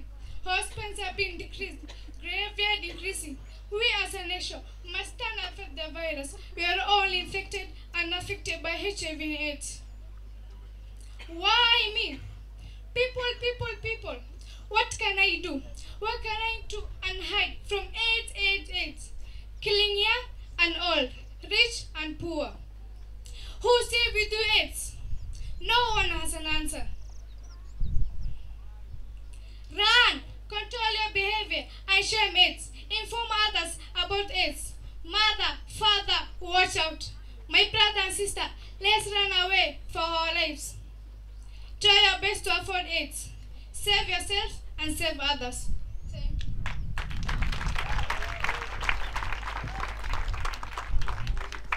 Thank you so much, Rahma. That was great. We are happy about you. And yes, Regent just confirmed that you're going places, you're going far. That was great. Shall we appreciate her once again?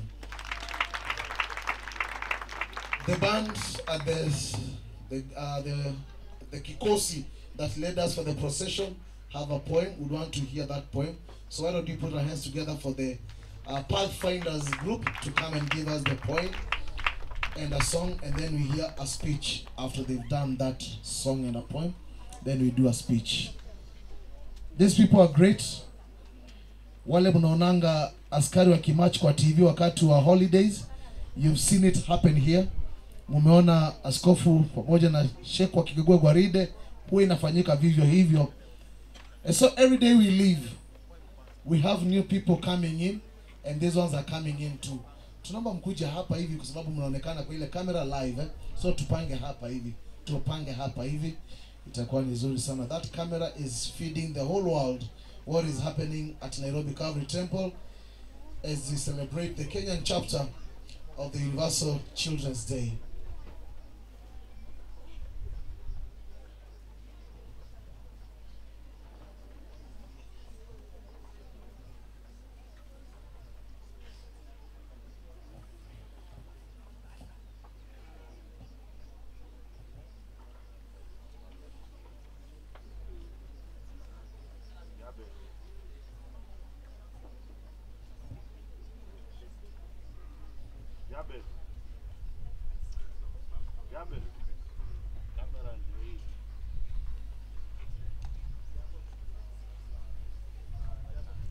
Wanapoendelea kujiandaa, the Founders Academy, after the speech, he'll do a presentation.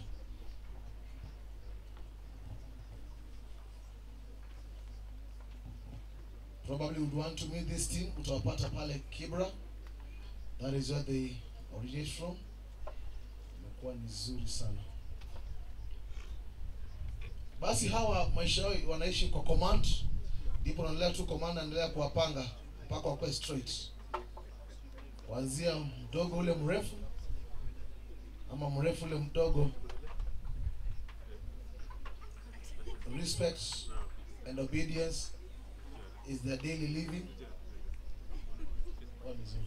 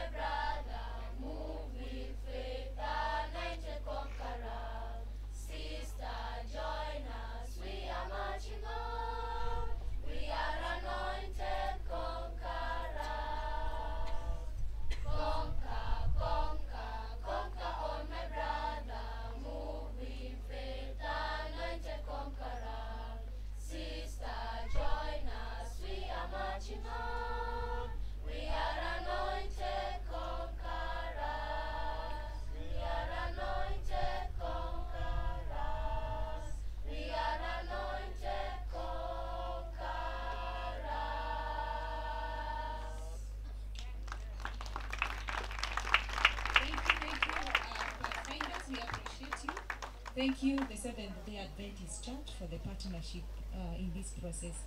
I want to invite a speaker who will take only 2 minutes from the National AIDS Control Council. Christine, if you can come over, you make a few remarks on behalf of National AIDS Control Council. We are about to finish, so please don't be impatient. Let's finish together. It's an important day for our children. It's an important day just to celebrate them and to hear from them the words they are giving us. Karibu Christine. Good afternoon. Good afternoon all. As you've been told, my name is Christine Jogu. I work with the National AIDS Control Council. I'm here in support of us all and our children.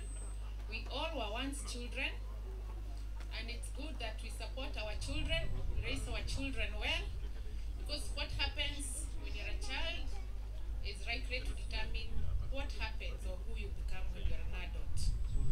The National AIDS Control Council is mandated to coordinate a multi-sectoral approach to the HIV response in Kenya, and one of our mandates is to develop policies and strategies to respond to HIV, and to also collect data which informs our programming. I want to share with you briefly the current HIV data we have on children. In Nairobi County, we have 8,137 children living with HIV, and if you look at the same age group in the whole of the country, we have 105 children. 105,000 children living with HIV between the age of 0 to 14. And last year, we had 660 new infections amongst this age group, 0 to 14 years, in Nairobi alone. And in Kenya, we had 7,978. Now, if you look at these infections, they are actually high. And most of these infections are from mothers. Our MTCT rate, or the infection rate of our mothers to our children, is 11.5%, which is actually very high, looking at the target we have given ourselves up to 2021 to have reduced this to below 5%. Now, you all remember when we had the nurses' strike, was it last year or last year but one? And this had a very high impact on new infections amongst our children. So we also need to really think about the support we are giving our mothers who are expectant. As religious leaders, the question is, what interventions are we having in our places of worship, in our programs, to support mothers to access antenatal care and postnatal care, early infant diagnosis, what interventions we have to prevent our children from getting infected. Now, on our part, as the National AIDS Control Council, we continue to develop friendly policies and strategies that address HIV amongst children, and materials too that inform this program. We also continue to collect data that informs programming. Without data, we cannot effectively program for HIV. So this data informs us on what we need to focus on based on the dynamic of this epidemic. We've also adopted a multi-sectoral approach where we are having everyone respond to HIV within our sectors, whether it is the education sector, whether it is the faith sector, whether it is the public sector, the informal sector. We have made HIV everyone's business.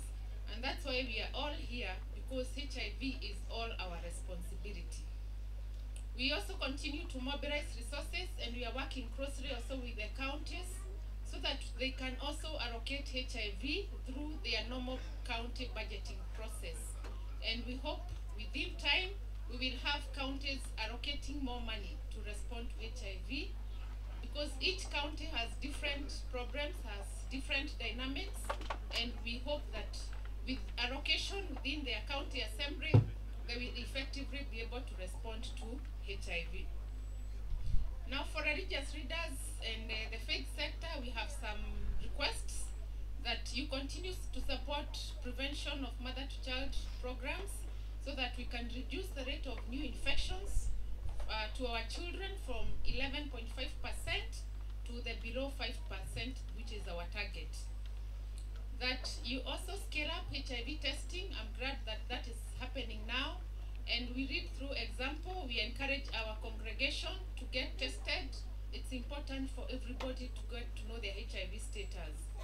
That we also scale up treatment and adherence to ART, because we also know that HIV as a treatment is also a prevention strategy. It would be good for us to address stigma. We have a lot of stigma in our places of worship. We have a lot of stigma in our schools, in our places of work, and we know that stigma hinders people from accessing services, from disclosing, and from basically living a normal life. So it would be important for us as religious leaders to address stigma within our places of worship.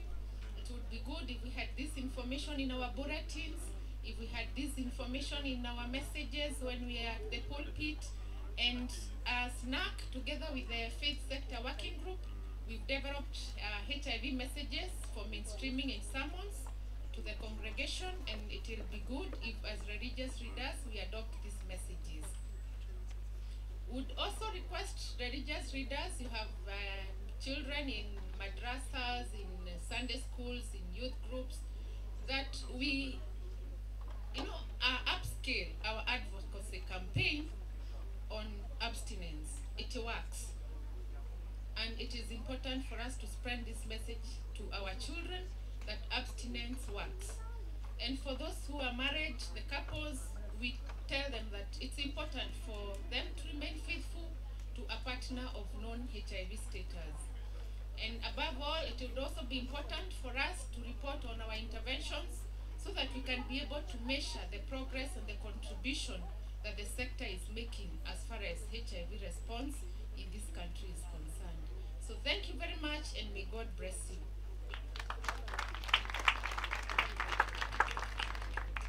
Thank you very much. We are really glad to have the National AIDS Control Council here today. She shared a lot of information about HIV, TB in Kenya, including in the county, and she had specific calls for faith leaders and faith communities to be even more engaged in supporting children, in fighting against semi-discrimination, and supporting programs on prevention of mother-to-child transmission. And we know that faith leaders in Kenya are very much engaged. I also wanted to share with you something. On the 16th of June last year, we had the Day of the African Child celebration. We had a beautiful march, and the beautiful photos of that day have been presented to the Congress of the United States of America. So you were presented as a model of faith commitment against HIV and AIDS. Thank you very much. We are going to have other children presenting. Now it's the turn of Sharon Kamene, she's going to offer us a poem. Sharon, please come here. Thank you very much.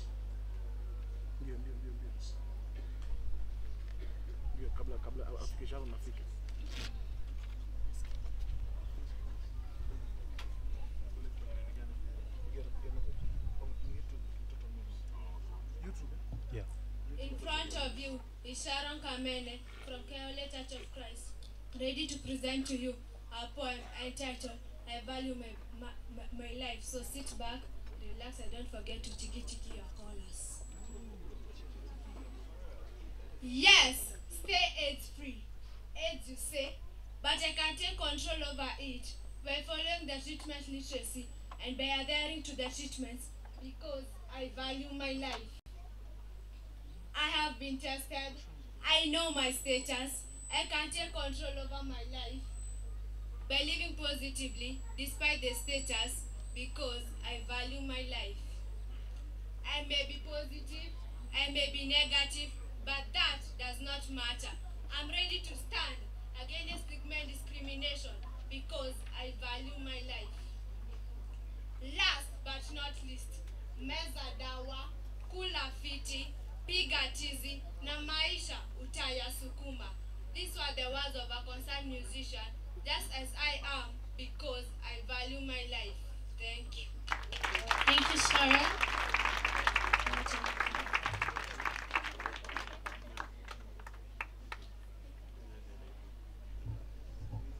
That's a good one. Meza dawa, piga tizi, tulipiga tizi asubuhi. Sindio? So we are on track. Yeah. So I want to welcome Founders Academy to give us a song, and as they get organized, I want to invite Evelyn. Thank you very much. Good afternoon. Habari za dhuhuri. Mko fiti? Mmepiga tizi. Haya. Kazi yangu ni ya kupambana na kifua kikuu. Na leo kama siku ya watoto, ningetaka tujue mambo mawili matatu kuhusu kifua kikuu. Ndio tujifunze, ndio tujue jinsi ya kujikinga na kifua kikuu. Nilipokuwa mtoto mdogo nilikuwa naambiwa soma kwa nguvu sababu you are the future leader. Sijui kama future yangu imefika. Lakini niko hapa leo kwa sababu somebody gave me an opportunity, somebody took care of my health. Ndio nikafika hapa nikakuwa future leader. Sasa sijui unajua hao watoto unajua kuhusu kifua kikuu. Ningetaka 5 hapa. Volunteers. Tukuje tusome kuhusu kifua kikuu. Watoto 5 haraka. 5 volunteers. Okay. Founders Academy, where are you? Kujeni haraka. Like future leaders run. Thank you very much. Sasa nataka nijue what you know about tuberculosis. What is tuberculosis? Who knows?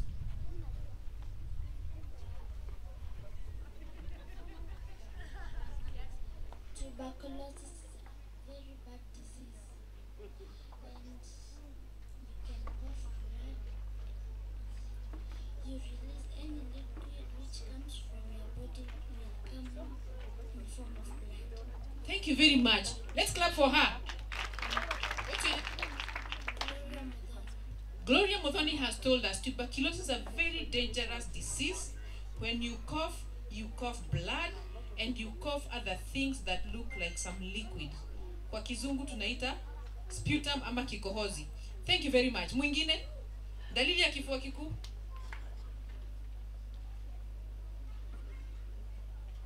Mwingine hata kama hujui nitakwambia. Mwingine ajaribu.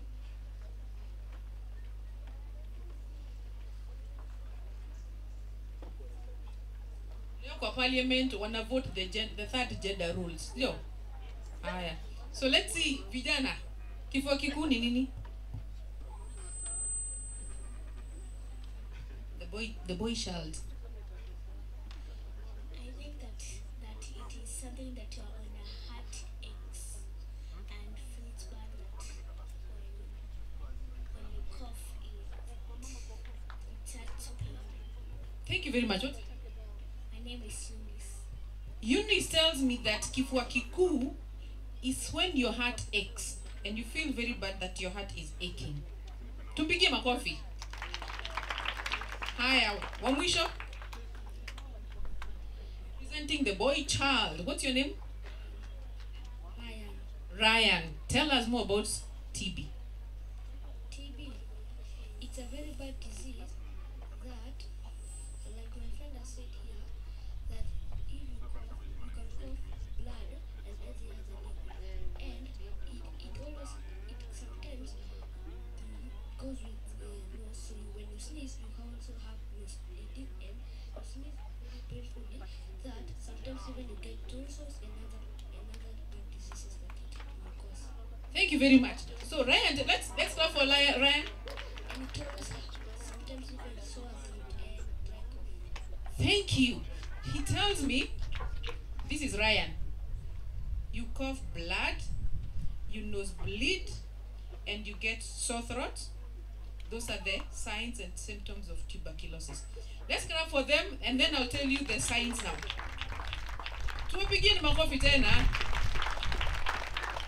Thank you. Simameni hapo tu. So dalili za kifua kikuu, the most common ones ni kukohoa. Unakohoa, unatoa kikohozi ambacho sometimes kiko na chebe za damu. Okay? Ya pili ni kupoteza uzani, losing weight. Tuko pamoja? Ya tatu ni kusweat, kunaitwaje kwa Kiswahili? Kutoa jasho usiku. Kutoa jasho jingi sana usiku unapolala, na kushindwa na kukula. Tuko pamoja? Nimesema ya kwanza ni kukohoa. Unatoa nini? Kikohozi ambacho kiko na chebe za damu. Ya pili ni kupoteza weight. Ya tatu ni kushindwa na kukula. Ya tatu ni kutoa jasho usiku ukilala. Asante sana. Kifua kikuu kinaweza shika pande zote za mwili isipokuwa pande tatu ambazo ni kucha, nywele na meno. Asanteni sana. So kifua kikuu kinaweza shika pahali popote, tumbo, kichwa, macho, pahali popote. Ningetaka tushike hayo. Lakini tujue unaweza jikingaje kwa kifua kikuu. Kuna mtu alisema kifua kikuu kinapitishwa kwa hewa. How can we prevent ourselves from getting TB? By going to the doctor,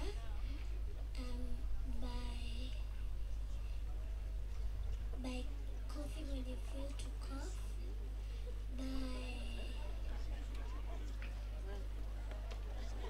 What's your name? Grace. Grace, thank you very much. By taking your medicine,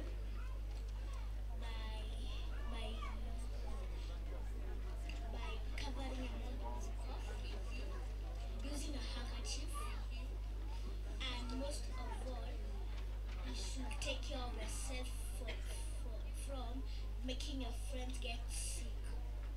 Thank you very much. What's your name? Eunice. I have two doctors here. Dr. Eunice, Dr. Grace. Let's clap for them. Dr. Grace has brought a very good point. Kwenda kwa daktari.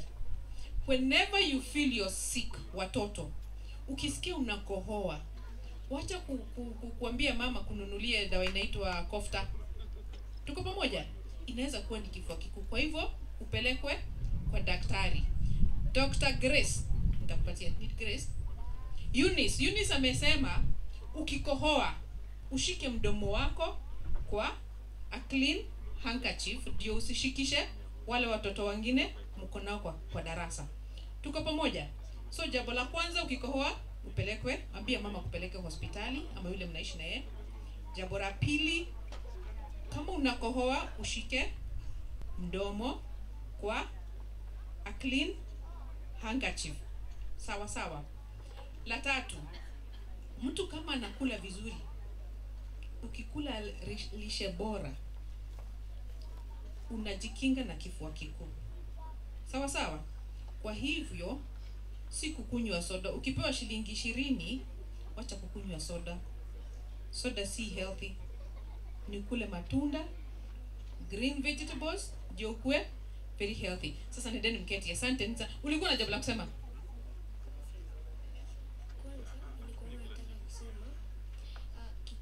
Kifua kikuu inaweza hata kushikana na kutapika, wale wanasema loss of weight, hata ukikohoa it spreads bacteria that can infect an animal, a human being, or even insects. Thank you very much.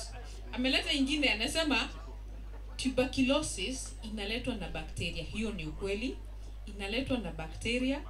Na ukikohoa, kama wewe uko na kifua kikuu, sema uko na kifua kikuu.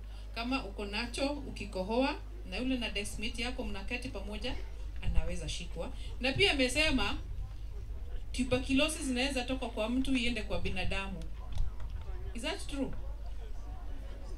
Is it possible to pass TB from a human being through the air to an animal?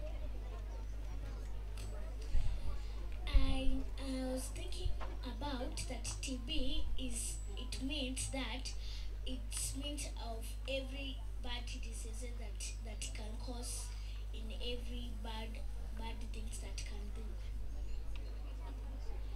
TB means that any bad diseases that can cause bad ways of making you sick. Okay, she says TB can make one feel very sick, which is true.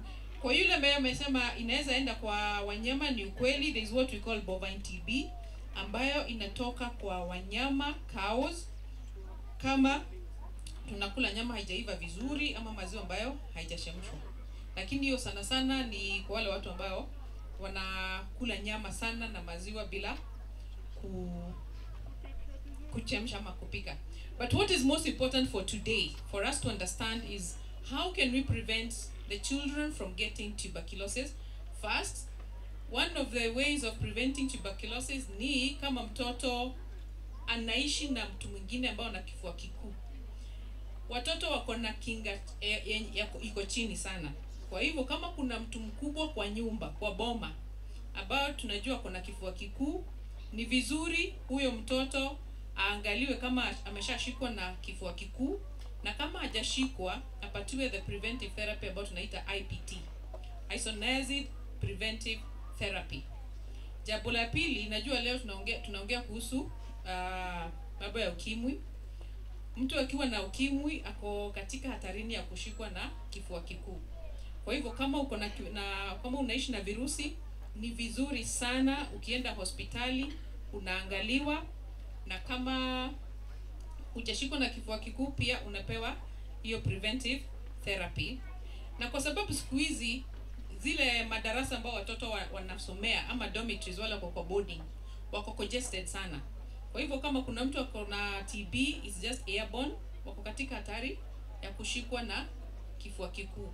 Kwa hivyo tungesema wale walimu ambao wako hapa na wale wakubwa wa mashule, to sensitize schools about tuberculosis. If you see a child who is coughing, tafadhali notify the parents, apelekwe hospitali, apewe madawa. Na we do not want stigma.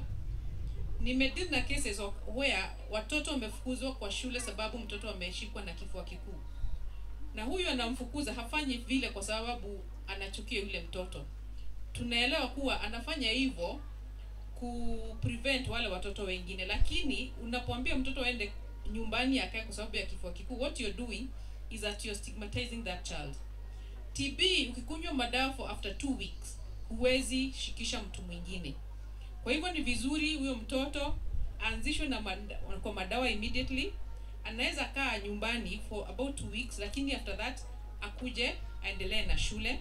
What we need is support. What we need is care for those children. Na kwa hayo machache, sitaki kuongeza mengi. Ndio siku ya kifua kikuu. Ningetaka tu kuwakumbusha siku ya kifua kikuu inakuanga 24th of March, na tutaangalia sana tuone vile tunaweza fanya kazi na wakuu wa dini ndio tusherehekee hiyo siku pamoja. We are losing so many children to tuberculosis. This year in April kuna msichana alikuwa 12 years, alikufa na kifua kikuu, na ni uchungu sana mtu kupoteza maisha kwa ugonjwa ambao tungetibu, ugonjwa ambao it was preventable. Inauma sana, cutting short a life that was full of hope, and we should do anything to prevent our children from getting infected with TB and dying from TB. Kwa hayo machache nataka kutia kikomo. Asante sana.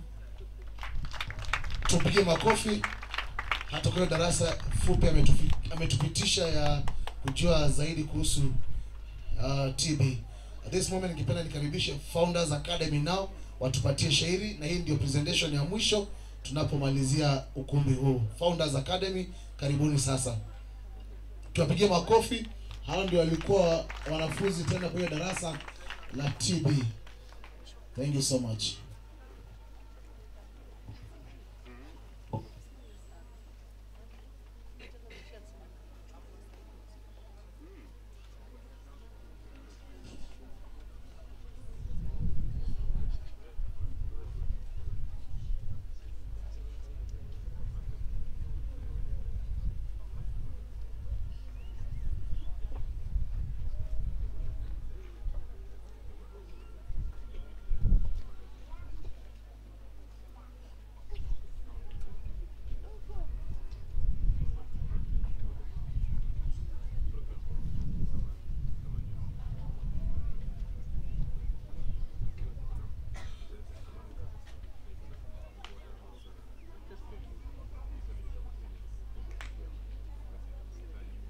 NICA Founders Academy, ready to present to you a poem entitled I Need It.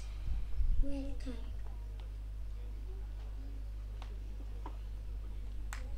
United we stand, in the land of my motherland, the African child I stand, with a voice I speak to you. Yes, this is what I have, and I need it. Mama, please listen to me.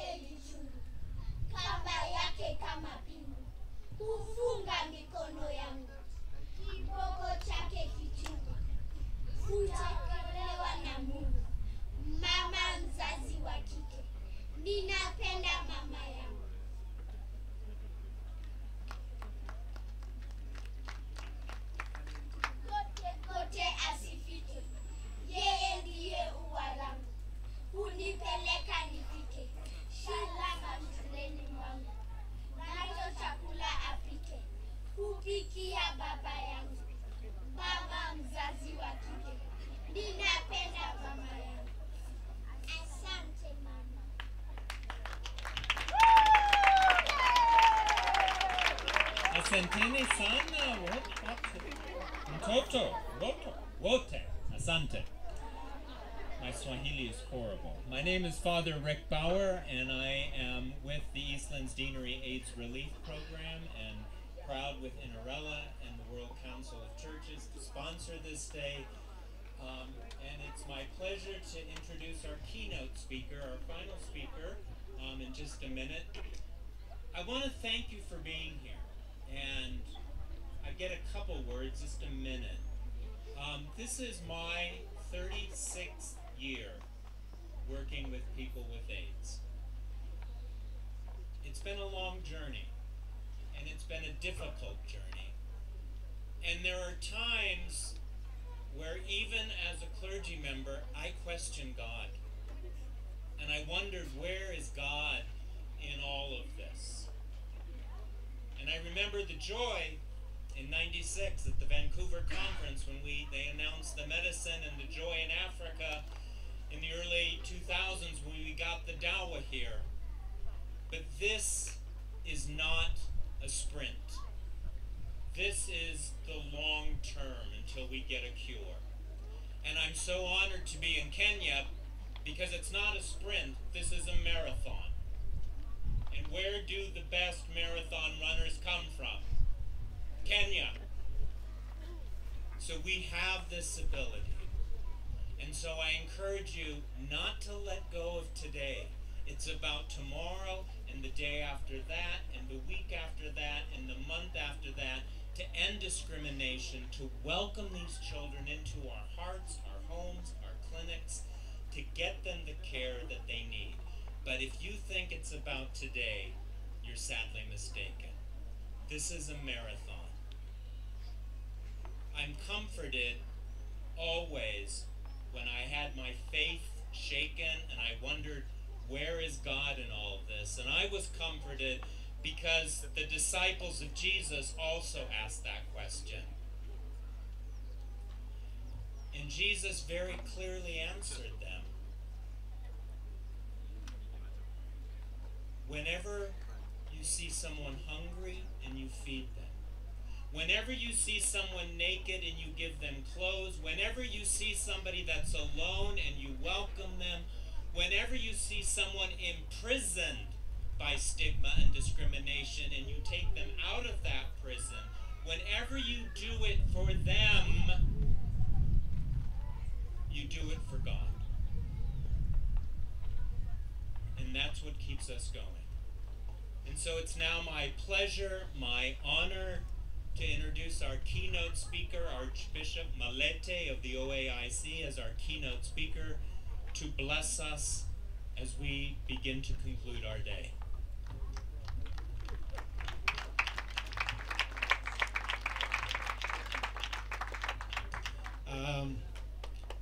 Kwa kweli leo ni siku muhimu sana na siku ambayo tunatakiwa tuifurahie. I want to start by introducing myself. My name, I'm Stephen Johnny Marete. I'm the Archbishop of the National Independent Church of Africa.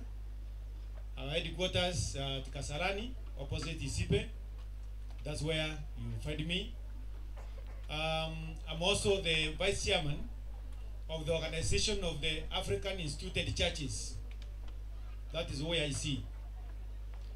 I'm also an executive committee member of the Interreligious Council of Kenya, where we come together with all the religious leaders of Kenya and talk about issues that affect all of us.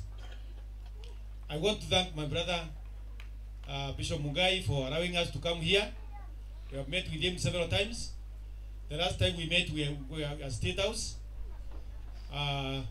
where I went to talk to our president about political situation in Kenya. My brother Chikamwana, very committed. He's a very committed person. We are always together, and he is committed to the service to humanity. Sio mambo ya dini. It's not about your denomination. It's not about your doctrine. It's about what affects all of us. it's about the future.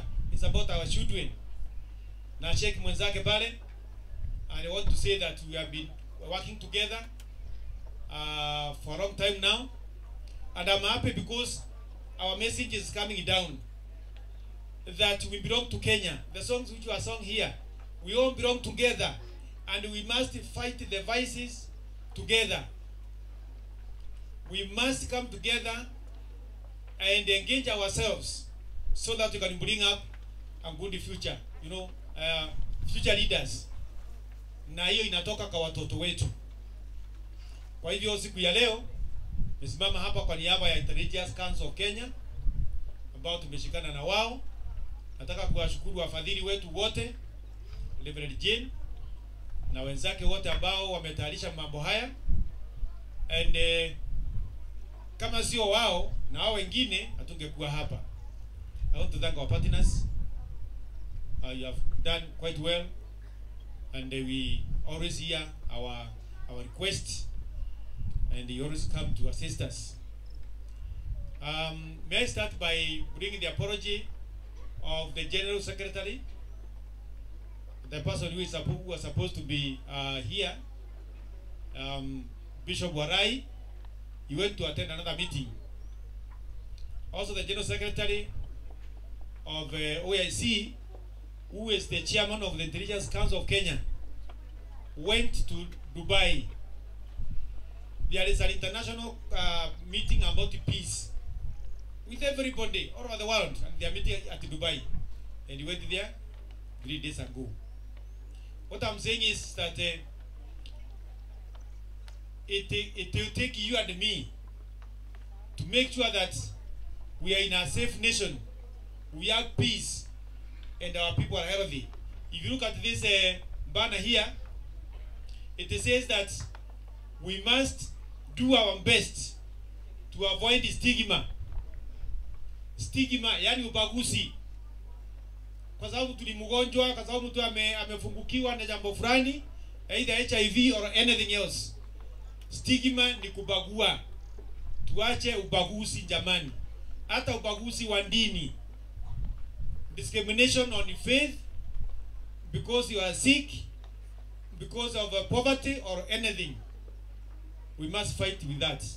We are all human beings created in the image of God, and therefore we must stick together, and we must praise God who brought us together. Alafu tulipokuja tukagawanya mambo yetu huko duniani hapa, mambo ambayo tutaacha huko tu, hayo tuachane nayo, tuongee na yale ambayo yatatuweka nguvu.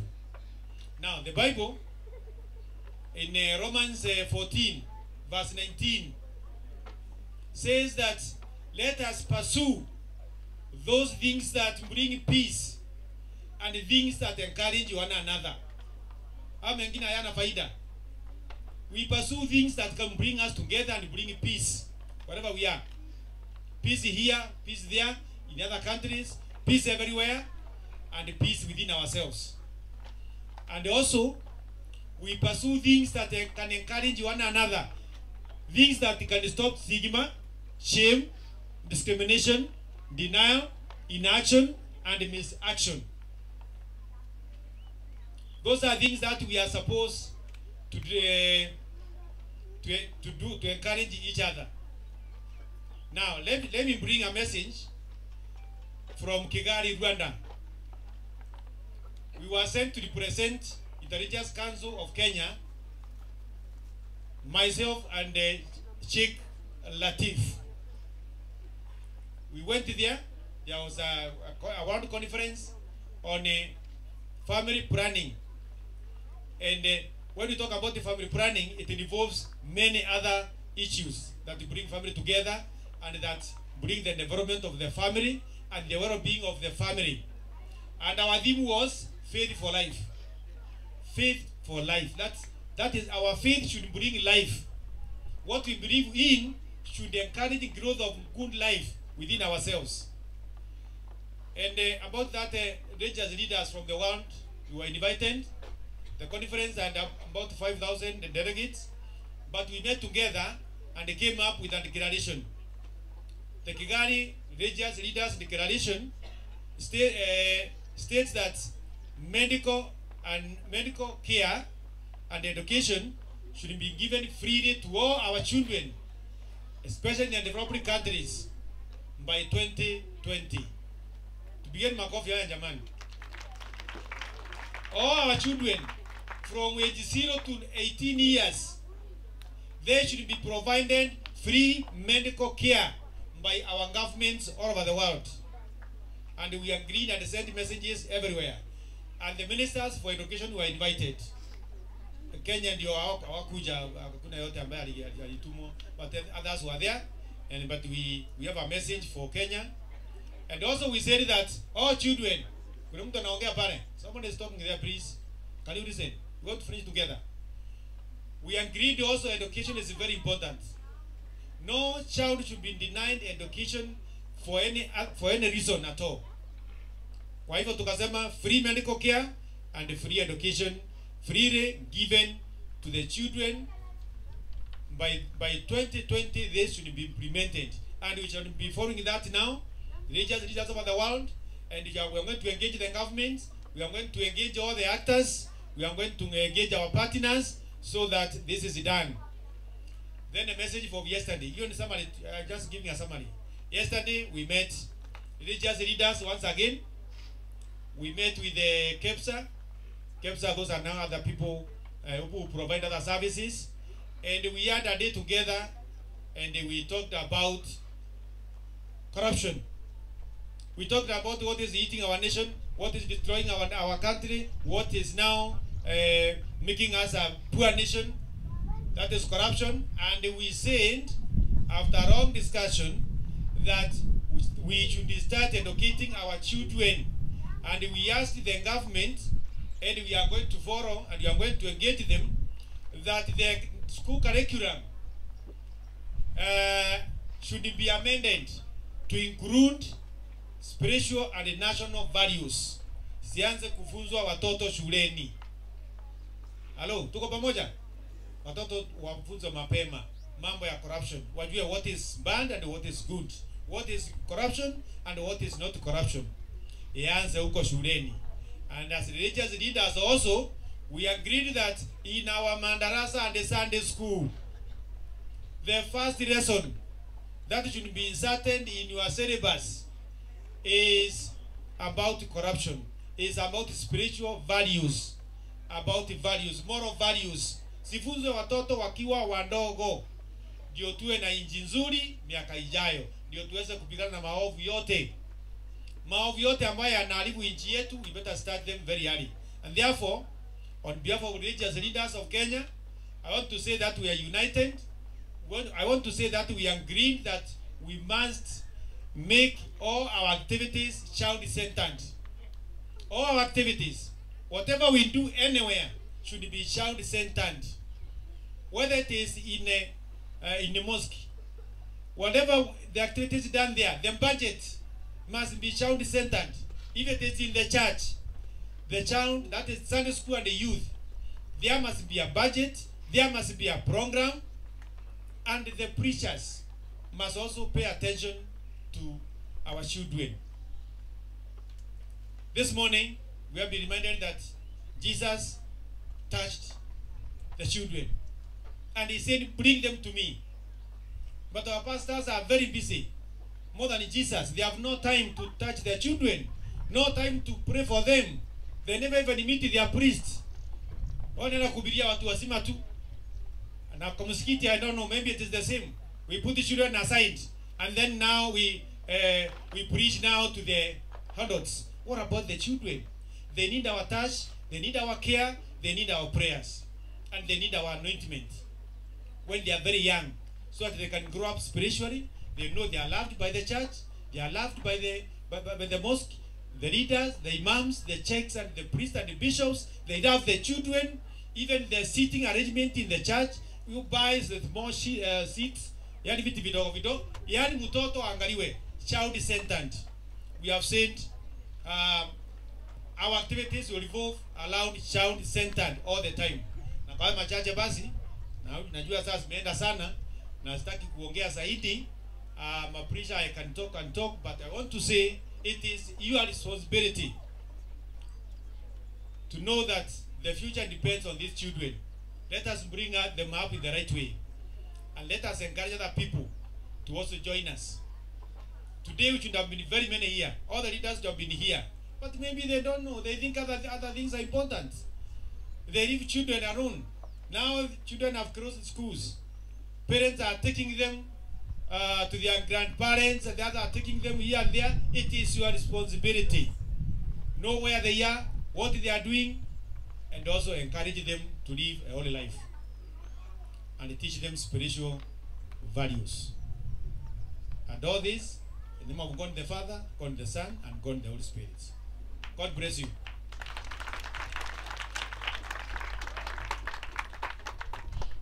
Thank you so much. I think that was great speech. Na najua kwamba yale yote tumeelezwa tutaweka maanani nyumbani, kanisani na katika jamii. Tunaenda kumalizia na tuliambiwa kwamba tunapiga tizi, kwa hivyo nataka tusimame, tu stretch ili tuweze kuombewa. Tusimame, tusimame, tusimame. Stretch, stretch, stretch. Oh, tumekaa sana. Tungefanya hii mapema. Aya, nataka tuandike coconut. Coconut kwa mikono. Aya, twende C.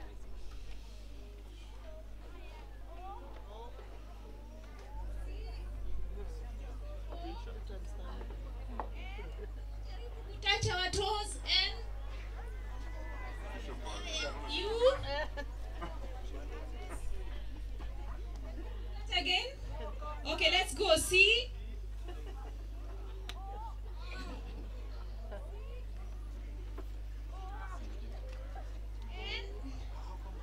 You.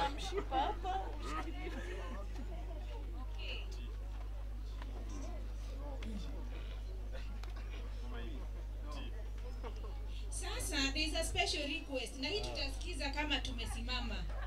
Huyu mtoto wako na poem. Na Bishop amesema let the little children wapewe space. So we want to hear this poem before we are prayed for.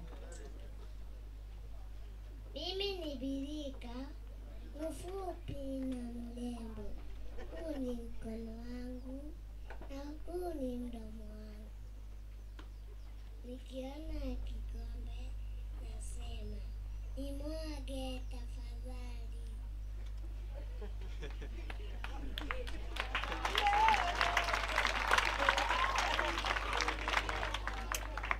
Ukimwi na wanadamu, ugonjwa baya unanisumbua. Makaburini unasema korini unaniacha. Thank you. Wow. Thank you so much. That's a great message. Sini ukweli? Sawa sawa. So as we stand, I want to request our host ili aweze kuombea watoto, but I also want to acknowledge Roslyn Malogo na Sharon Lipesa from Kenya AIDS Vaccine Initiative, the Institute of Clinical Research from the University of Nairobi. Kama mnaweza tu kutuinulia mkono. Thank you so much for coming. We are looking forward to the HIV vaccine. We hope we can get it soonest. And thank you for gracing our occasion. So we want to be prayed for. Come. Kuja. Hata umeitwa daktari. She will represent the rest of the children as we are being prayed for, but the prayer is for all of us.